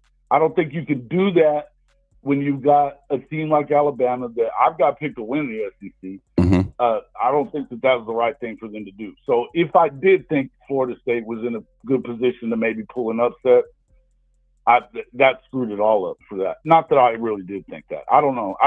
I think Florida State should be better than they were a year ago. Right. I don't know really what that means. But I don't love Castellano as a quarterback anyway. All the crap he was talking about beating up the SEC, who the hell did they beat at Boston College? He lost the job. Right. What the hell is he talking about? So it was weird. And I think Ty Simpson, this is a good opportunity for Ty Simpson, though, right? It's a good opportunity for him to come in here. You've got command of this offense. It sounds like he kind of separated a little bit the last few weeks before they gave him the job or named him the starter. You've got probably one of the top 2 or 3 offensive lines for sure in the SEC, and it's not in the country. And they've got a defense that really looks good the last half of last season, and they've got most of those guys coming back. Secondary's legit. The D-line's legit. I think Ty Simpson can go out there and just be, I know people don't love the game manager moniker. I think that's all you really need out of him, and they're going to be really good. And on that note, man, I want to couple that with this.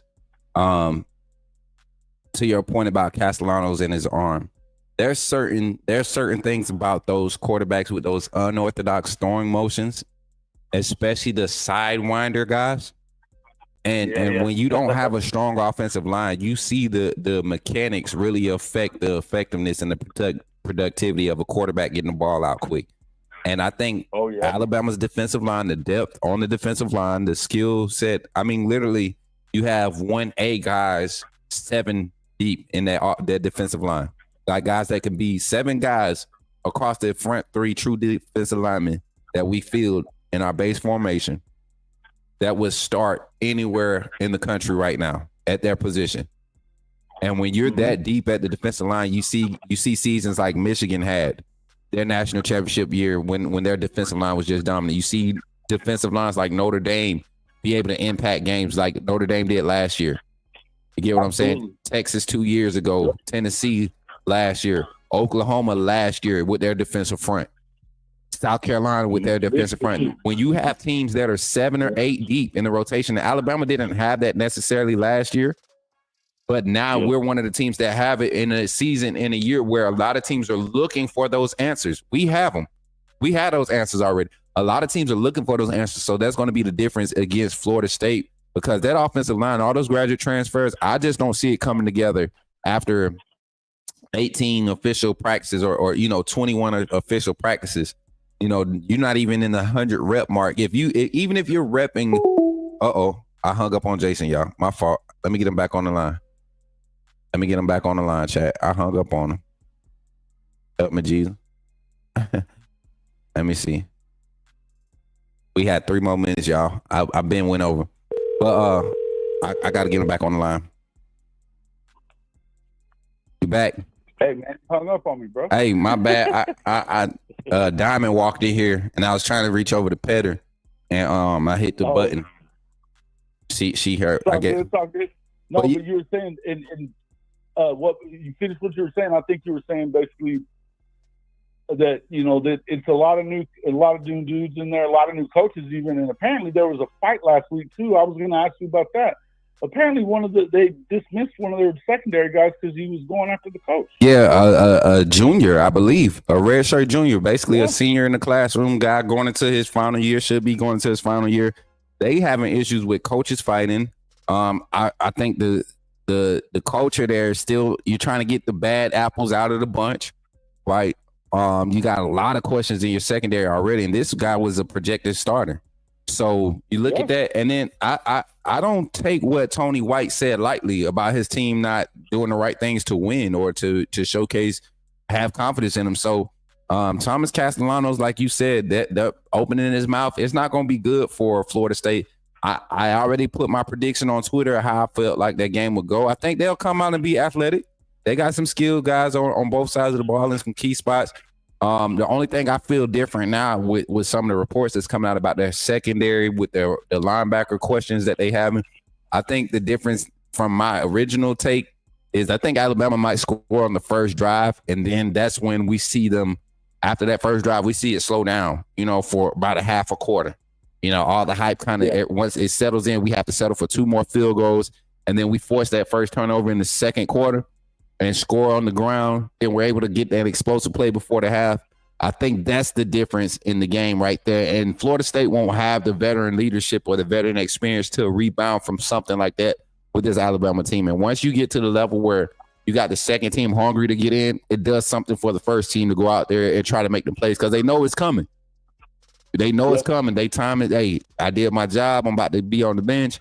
Let me try to get one more play. And that's when you see those strip sacks, those defensive lineman tip interceptions at the D line with a guy like to my original point, that side motion, that side angle, that chicken wing throwing motion, when you got pressure on you, is not effective. It's not effective. So I look for Alabama to win big. I got Alabama. My original score was 48-10. I'm gonna stay there, 48-10. I don't think Castellanos in this offense going to be able to do much. And they scored late, third quarter type stuff. Maybe an early score. I think that maybe they score early, but their last score will not be an impactful score, and they're only going to get 10 points out of us. Yeah, I'm with you. I think they might go down and score. I was the way I kind of picture it is, hey man, it's your first game, week 1 at Doak. You might come out there and get a good drive in your first one, get a touchdown. It's probably going to be few and far between after that. Yes, sir. I think they blow them out. I don't think it's a close game. Right. Appreciate that, man. Hey, Jason, any final thoughts before we let you off the line, man? We're gonna keep this phone line open, man. We've been live for a minute. Yeah, man. No, I know, and I'm sorry, man. I didn't mean to take up all the time. No, you good. Listen, you know how it is when we get our guest personalities and analysts on the show, man. We make special time for them. Everybody in the chat seemed to enjoy it. If y'all enjoyed the conversation between myself and Hall of Fame Jason, make sure y'all go subscribe to his channel, man. He gonna be commenting in the chat. Make sure y'all go subscribe to his channel because me and him will be doing a lot of collab in 2025 season and going forward. But Alabama-Oklahoma game later in the season, he gonna be coming into town, and that whole week we plan on doing some things, collabing with a lot of different Oklahoma beat writers and Alabama coverage personnel. Me and Jason go tear the state up. So y'all be here. I'm gonna take another some Friday night lights and everything. We're gonna have some fun that week, man. I'm excited. I can't wait, man. It's gonna be a lot of fun. I'm just glad it's finally here. Thanks for having me on, Coach. 100%. Y'all appreciate Jason. Hall of Fame Jason, everybody. Give it up for him in the chat, man. Make sure y'all go subscribe. Jason, make sure you comment in the chat so they can subscribe to your channel for us, man. Thank you, my guy. All right, man. Orange down, baby. See y'all later. Orange down. Y'all heard him. Orange down. Orange down, your pale pigmented albino cows with pimples on you. I can't stand Texas fans right now, man. Hey, Texas, welcome into the chat, man. Trill, appreciate you, bro. Trill, Texas, man. Appreciate you for pulling up. Hey, phone lines open. Come in, call in, talk your stuff. 334-625-1121. 334-625-1121. Call in, talk your stuff. Eddie, appreciate the likes over there on TikTok. Antonio, continue to tap the screen. Y'all continue to share it too. Continue to share it, man. We're going into our second hour of the show. Mike Jones, what's good, man? Roll Tide, my guy. Good to see you. Trill Tech said, watch your mouth. Horse down, man. I'm a baby all day. Hey, check it out, man. Make sure y'all go subscribe to Hall of Fame Jason channel. If y'all click on his profile there, it'll take you to his page right there. Bama baby all day. And don't forget, y'all, make sure y'all go and check us out. Alabama at the Voice of College Football, our YouTube channel. That's where you'll be getting your official report starting in September. Post-practice, post-game, pre-game call-in show. Pre-game show for analysis and breakdown on Saturday mornings. We got your post-game call-in show every game after the game. We're going to be hosting that.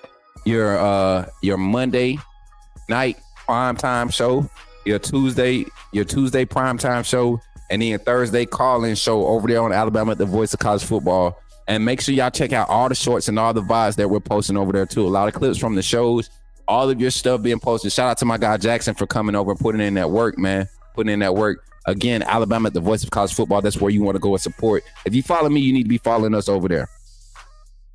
All right, y'all. So I know we've been talking. We got the phone line open. I'm gonna make sure I open it, and I meant to get Jason started on this.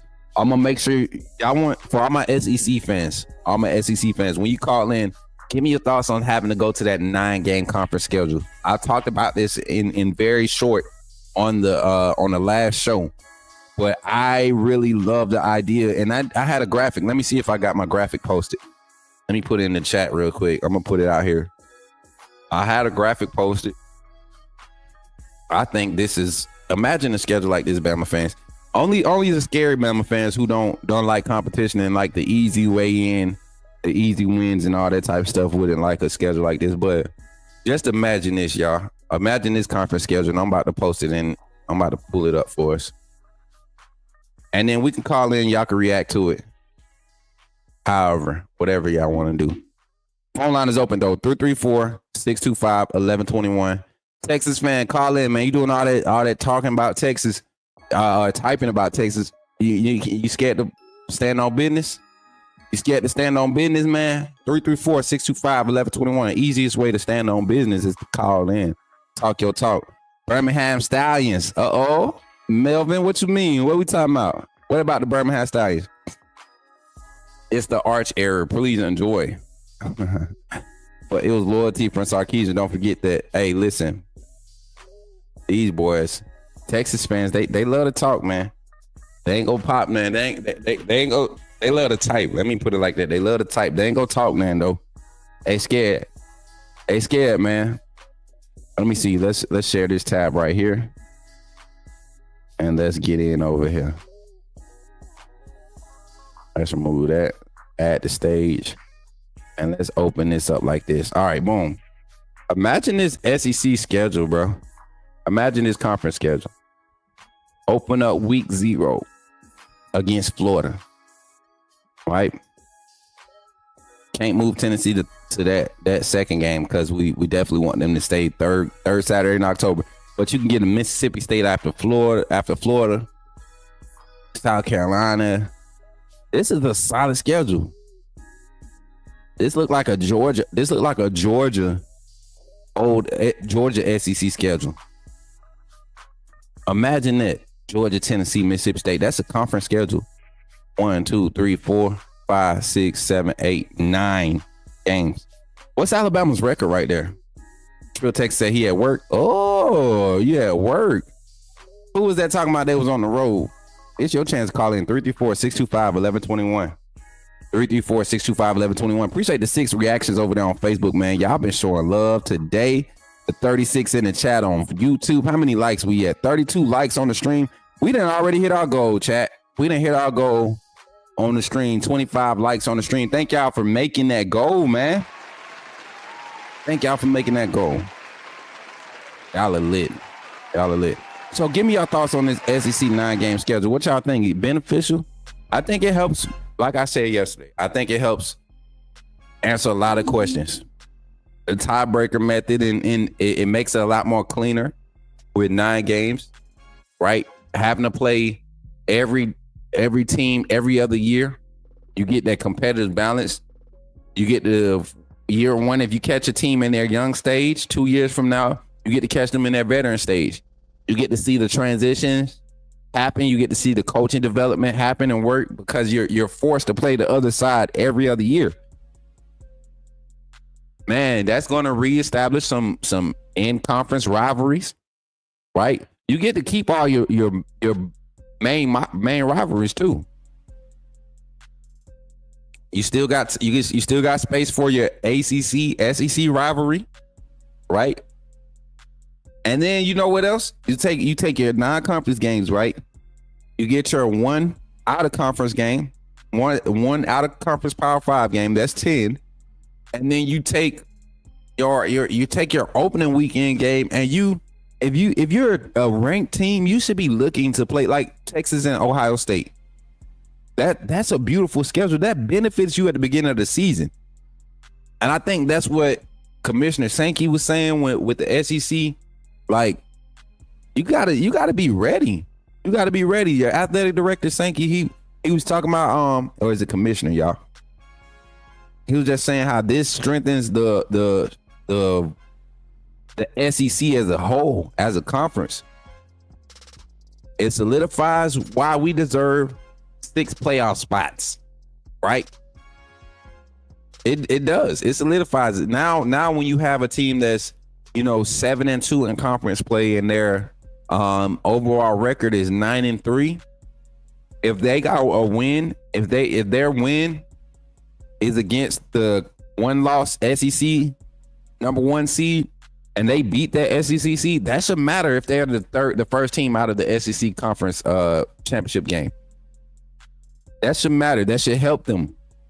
And then your other loss and your 3 losses is to out of conference top 25 or top 10 team.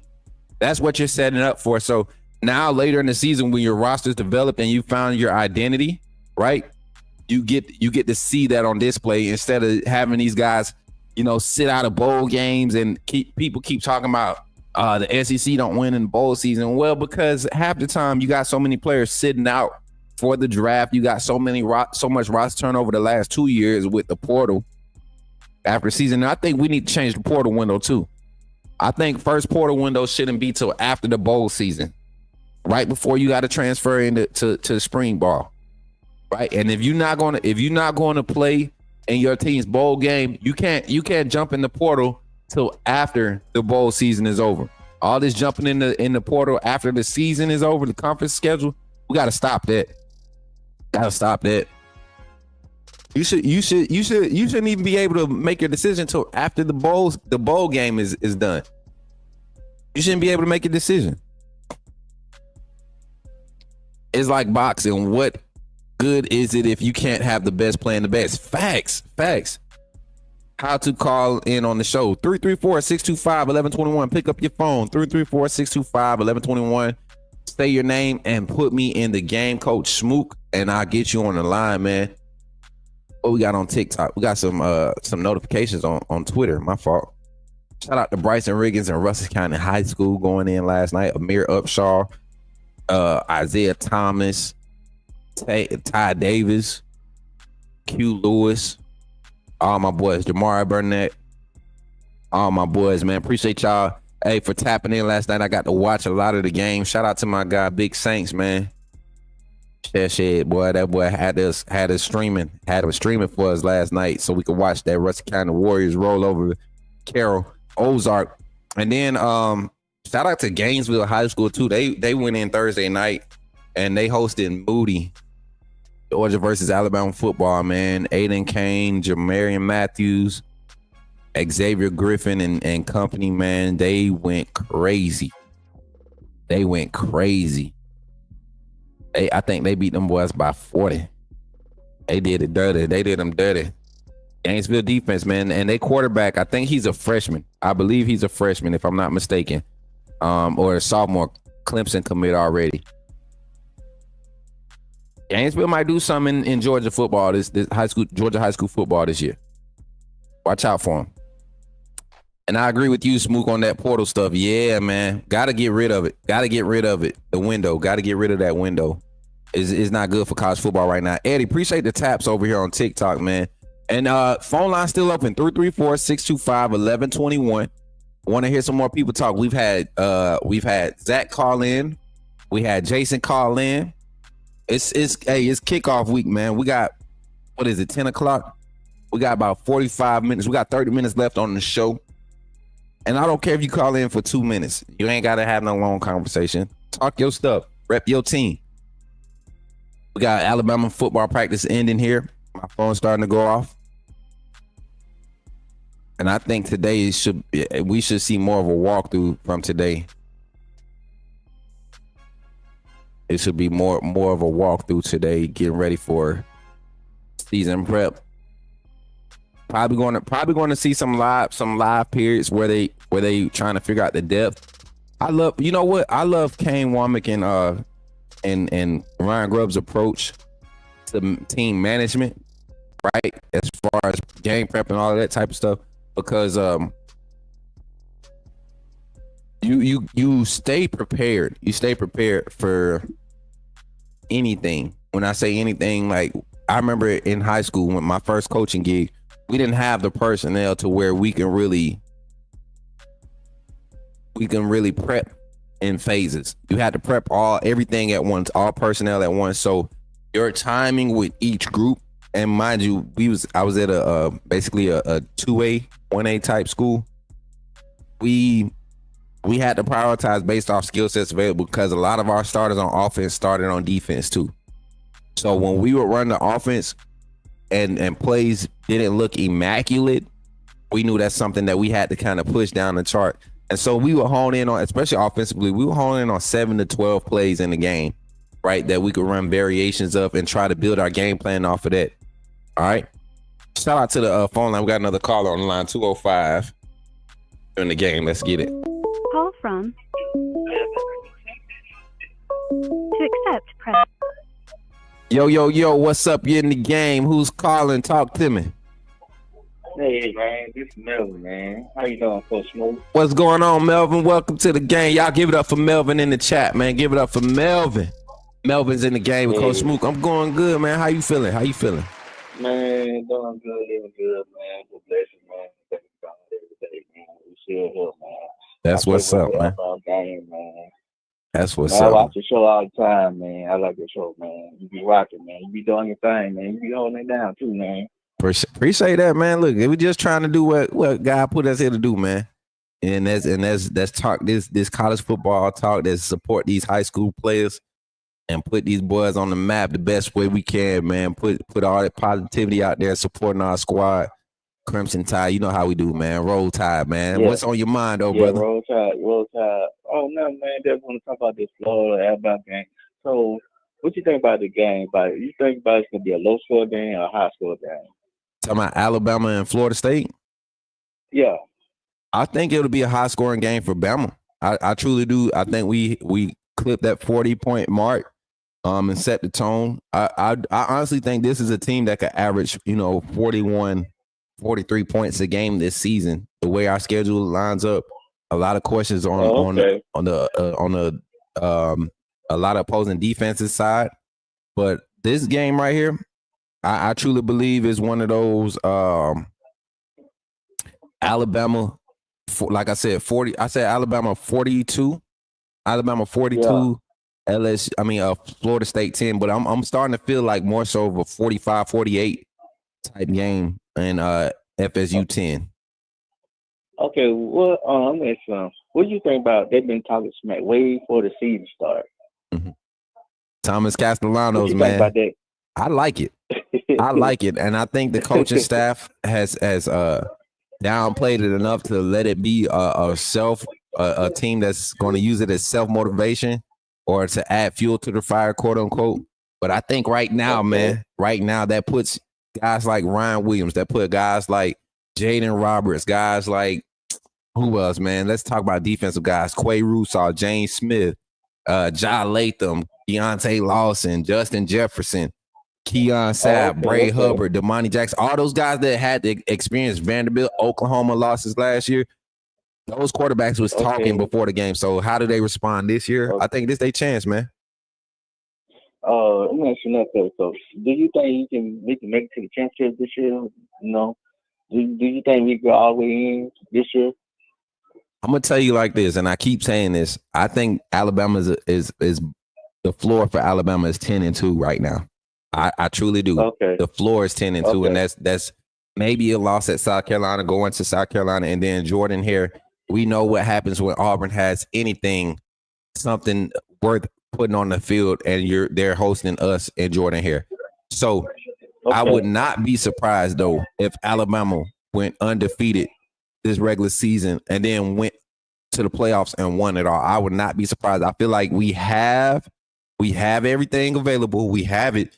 How quick it comes together and how consistent it is will determine our ceiling. And our ceiling, I'm telling you, man, it's undefeated. The way the schedule lines up, going into Athens is going to just be a glimpse of what this team is. Watch how Ty Simpson and his offense are prepared to perform coming off a bye week. And if it ain't Ty that's going to be ready, I think Keelan Russell steps in, big time moment, big time, and really carries us through the rest of the season. But I truly believe in Ty, but I think we can do it undefeated, bro.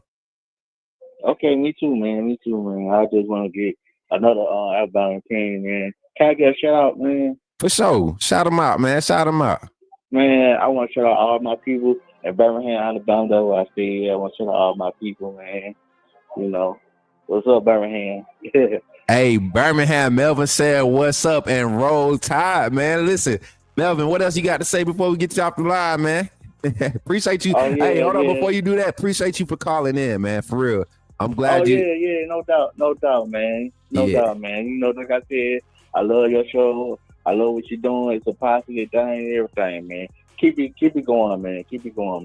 But forget all these haters, man. Hey, you already know, man. We gotta keep the haters around though. They the ones that's giving us that energy.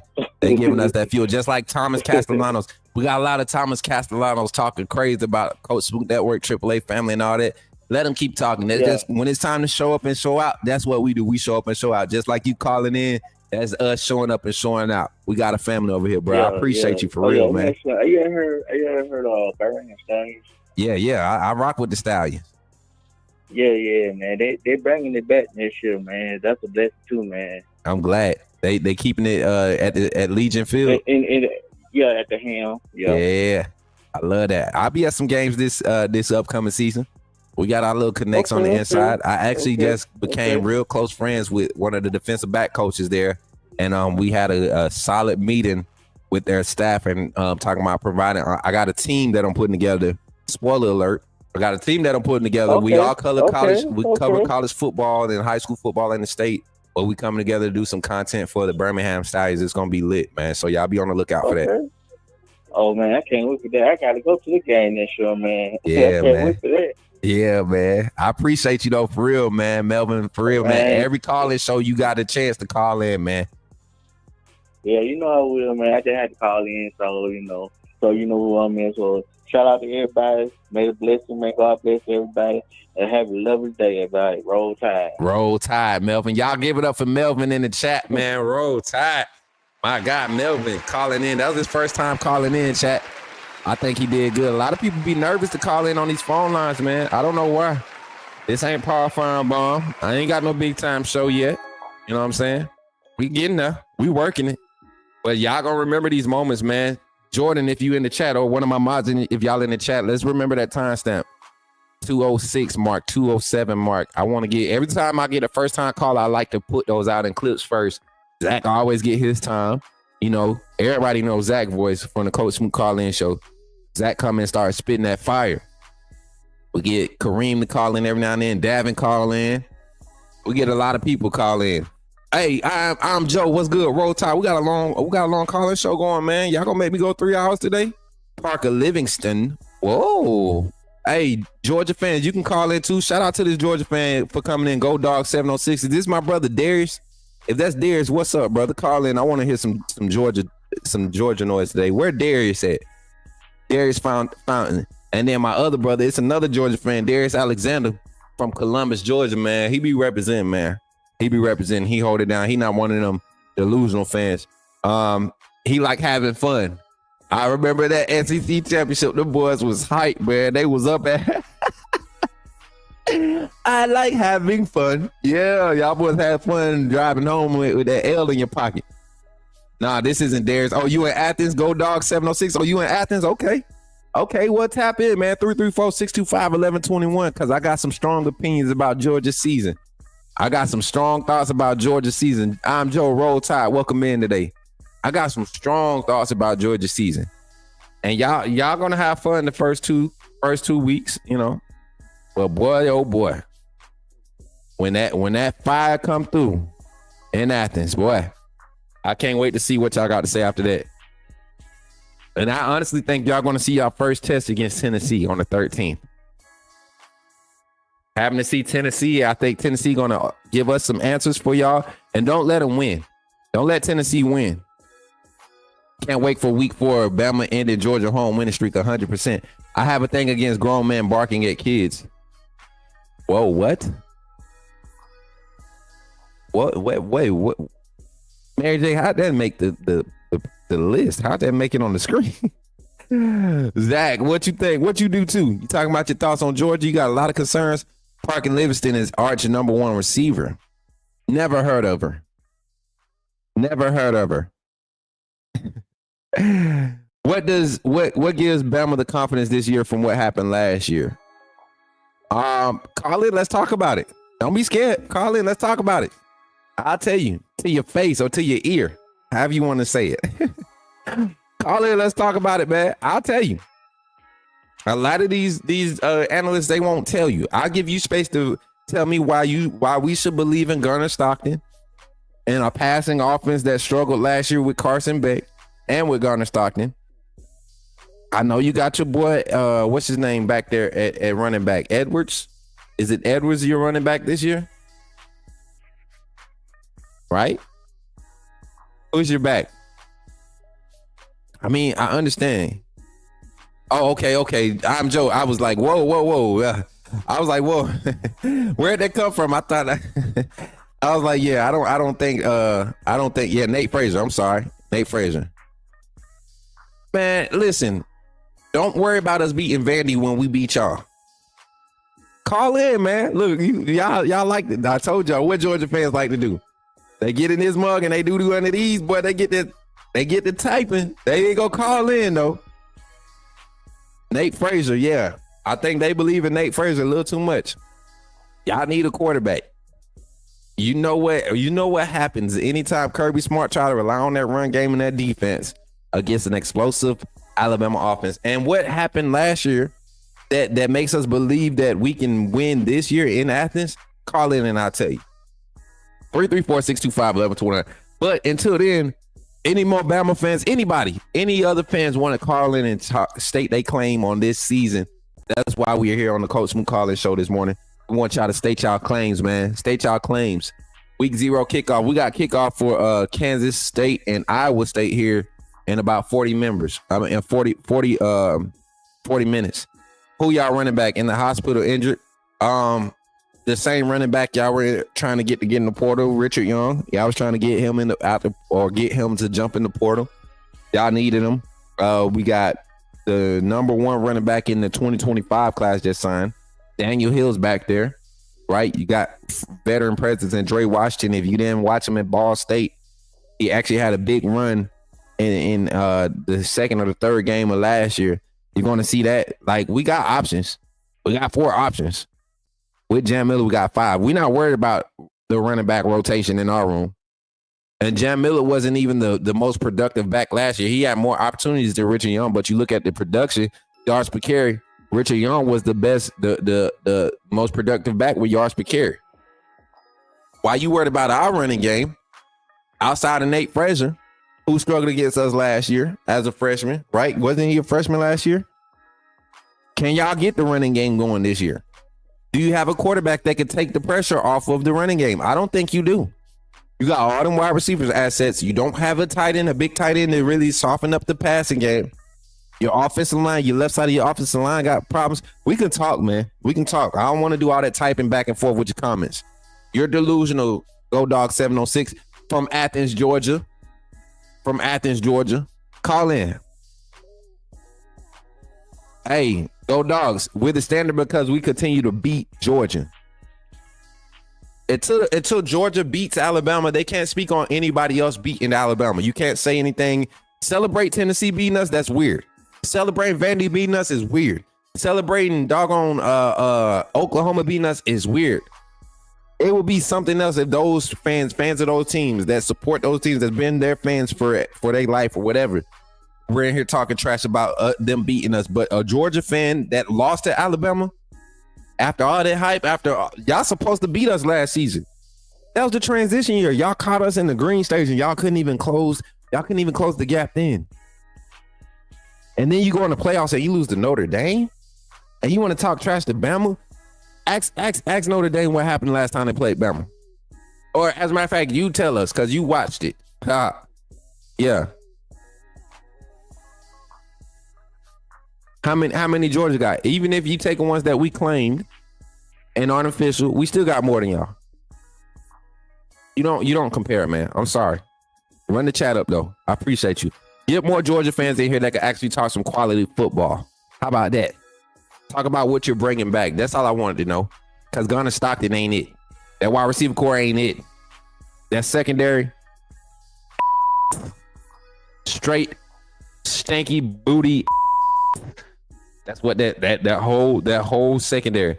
KJ Bolden, I love you, nephew, but y'all got that boy Dylan Everett supposed to be y'all shutdown corner.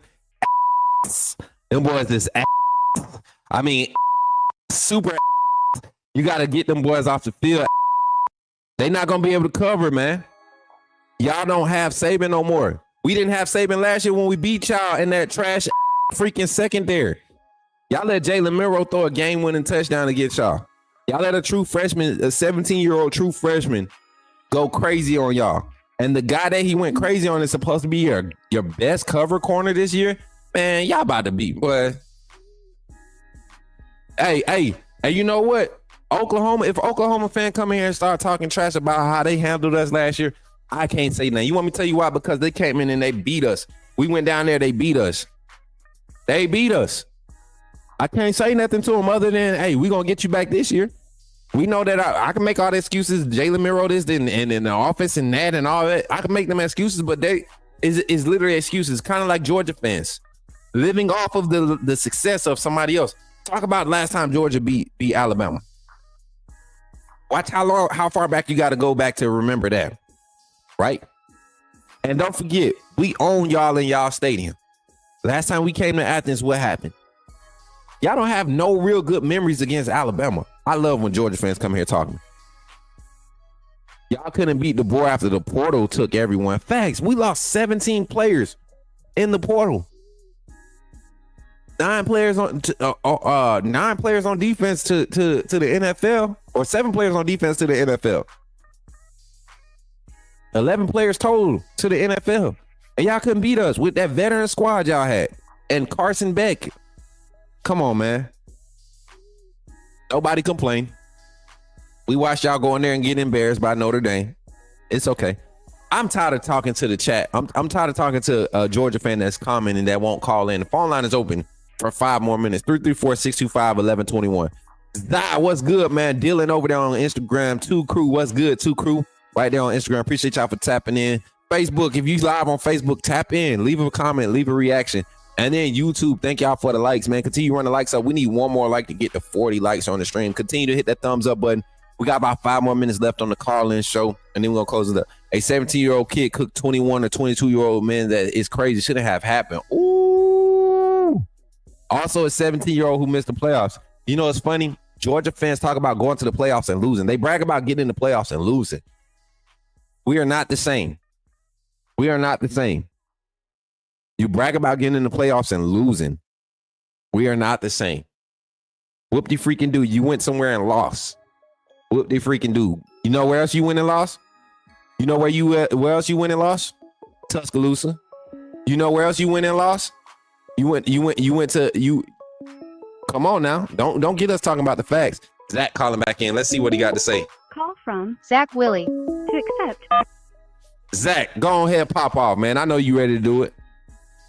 Oh, yeah. You know I had to call back in when a Georgia fan's talking shit. Come on. You know I had to call in. Get his ass, Zach.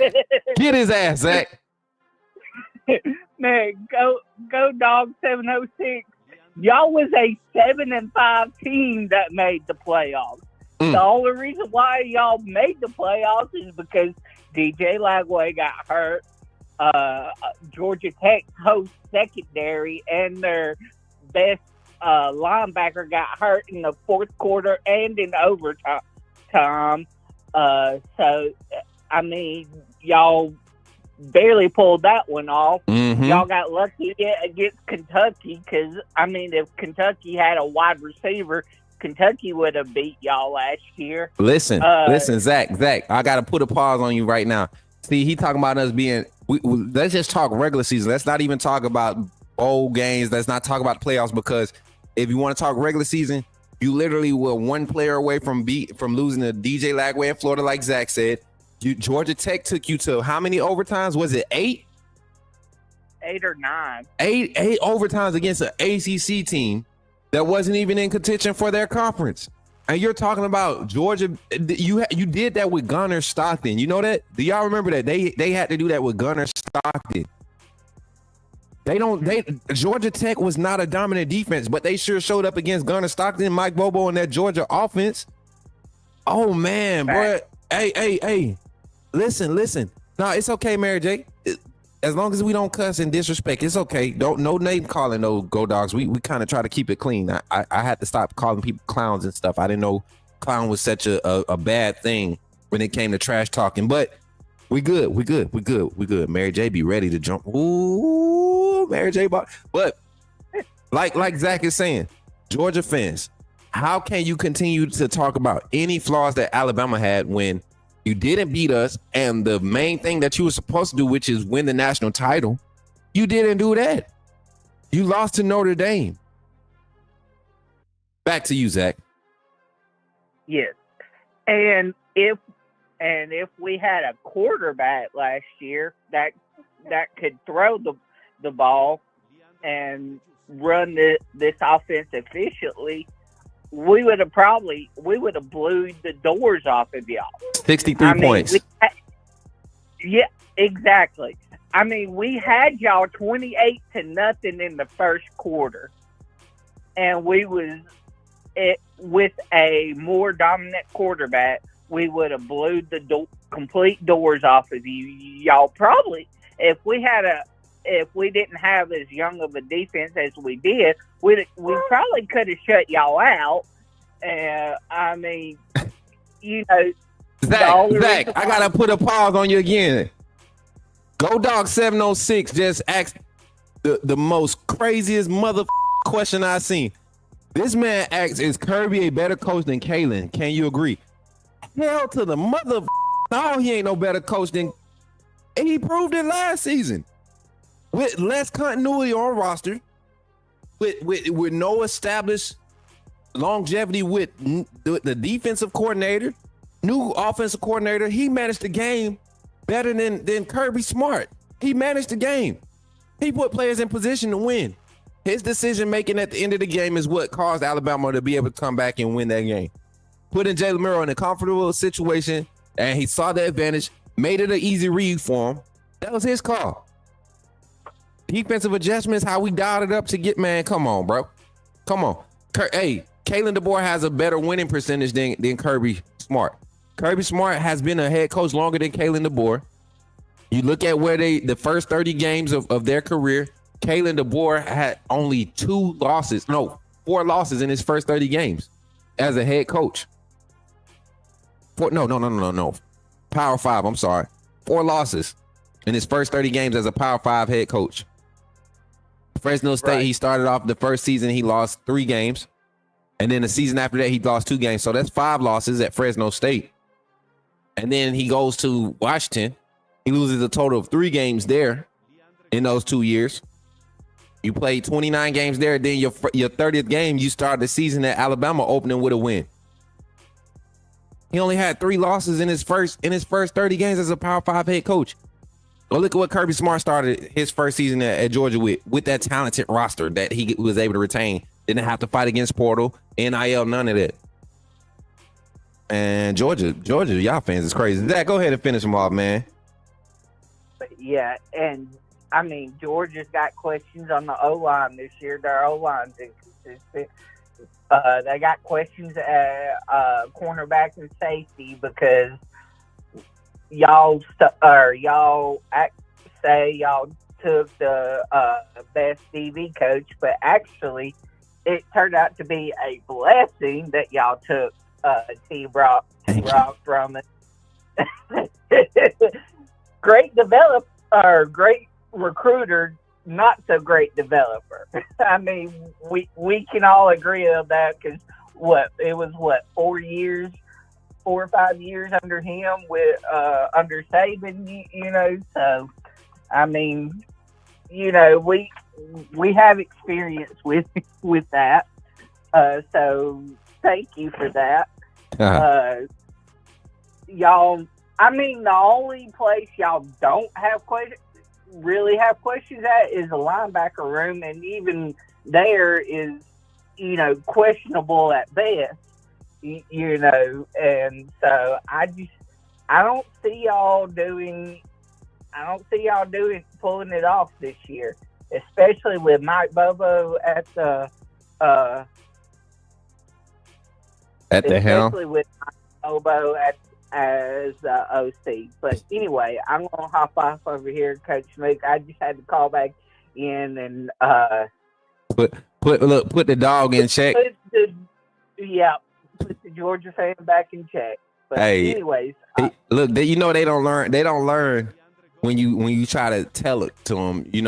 Sometimes you gotta pull that little paddle out. You gotta pull that little whooping stick out, and it's gonna happen. It's gonna happen. It's gonna be so funny when we go into Athens September 27th and whoop Georgia. I mean, whoop them. I got us blowing them out, Zach.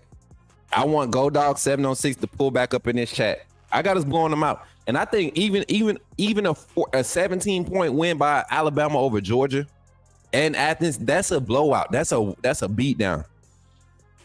But I think it's gonna be worse than that. Gunner Stockton, Georgia, that offense, the secondary, y'all in for it. But Zach, go ahead, tell the Georgia fan what you feeling, bro. Roll Tide, everybody. I have to hop off of here, but Roll Tide and Go Dog 706. We'll find out in September. 100%. Roll Tide, Zach. Appreciate you, my boy, calling in. Y'all give it up for Zach closing the calling segment out with some fire, man. That boy Zach was not playing. They said he ain't standing for that mess. Listen, appreciate y'all for tapping in. Let's go ahead and get up out there. Let's get out the red room, and then we're gonna get ready to close the show, y'all. Appreciate y'all again. Let's go. You talking about Jalen Milroe and the Pips? The perfect weak side linebacker, right? Put him next to the mic. Not going to take up a lot of time, but I want to say that I'm excited about what. Okay, forgive me, my brother. What's on your mind? Oh, I'm good. I'm just still sorry for all the other content creators now that we have this mega star back in our presence. Yes, sir. Hey, y'all, appreciate y'all for a great show as always, man. Y'all always come in, bring the energy. Listen, I'm thinking about doing a post-game calling show after the end of all the football games tonight. Just depending on what the vibes feel like. Y'all will be able to check your boy out on all social media platforms today. I'll be posting something in regards to college football, reacting to all the games. Eddie, Roll Tide, the Dalton, appreciate y'all for tapping in on TikTok. Everybody that tapped in on TikTok, we've had a total of 63 viewers come through on TikTok, so that's huge.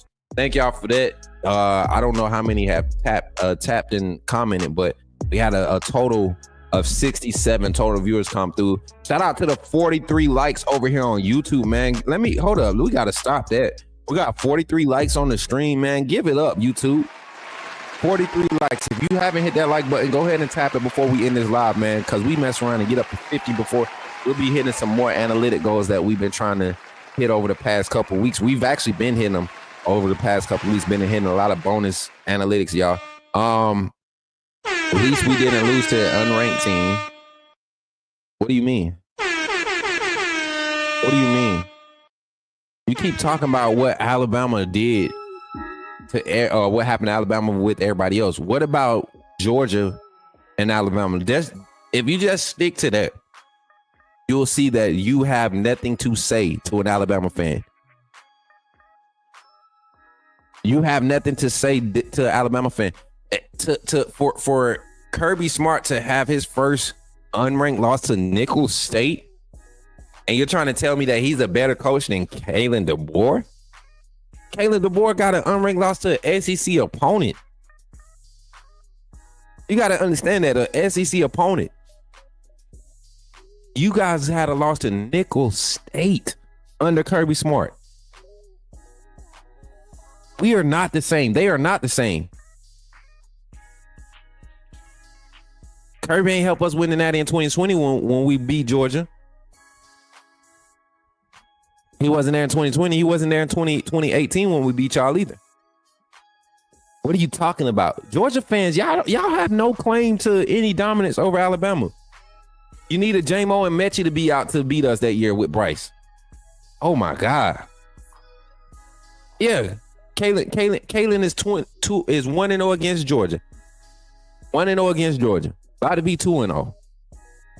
And Georgia is not making the SEC championship or the playoffs this season. Bold take, and I'm closing the show on that one. Once again, y'all, thank y'all for tapping in and supporting the Coach Smook Network. Remember, make sure y'all go check out the merch, man. Make sure y'all check out the merch. Make sure y'all go in there and tap the link. If you type in exclamation point, and merch in the chat, if you type that in the chat, you will get both starting corners. Facts, man. They forget about all that. Make sure you go check out the new merch, man. We got all of the new updated Put Me in the Game Coach t-shirts, hoodies. We got the I Beg for Light hoodies. All of those items available on the new merch, the new link. It's the same link, but new items are uploaded. Also, shout out to our sponsors on each platform, man. We got YouTube sponsors, we got TikTok sponsors, and now we have our first sponsor on Instagram. We got a new video going to be airing in September announcing all of these sponsors are paying the homage to them. A lot of them, too many of them to name, getting all the logos out there. Y'all make sure y'all utilize some of these services. All their links and things are connected to our link tree.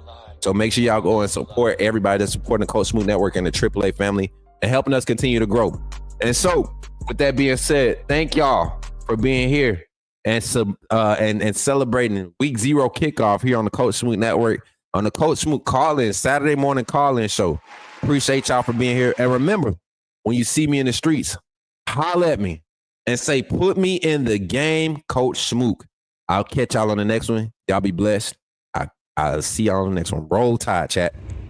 Remember, when you see me in the streets, holla at me. Say, "Put me in the game, Coach Smook." Put me in the game, Coach Smook. Put me in the game, Coach Smook. Like, share, subscribe. You know we keep it live. Put me in the game, Coach Smook. Put me in the game, Coach Smook. Put me in the game, Coach Smook. Put me in the game, Coach Smook. Put me in the game, Coach Smook. Put me in the game, Coach Smook. Put me in the game, Coach Smook. Put me in the game, Coach Smook. Like, share, subscribe. You know we keep it live.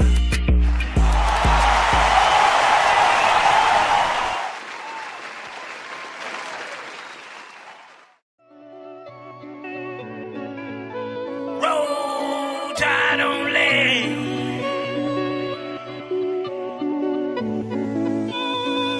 Andre Gottes e Giusto. All my way.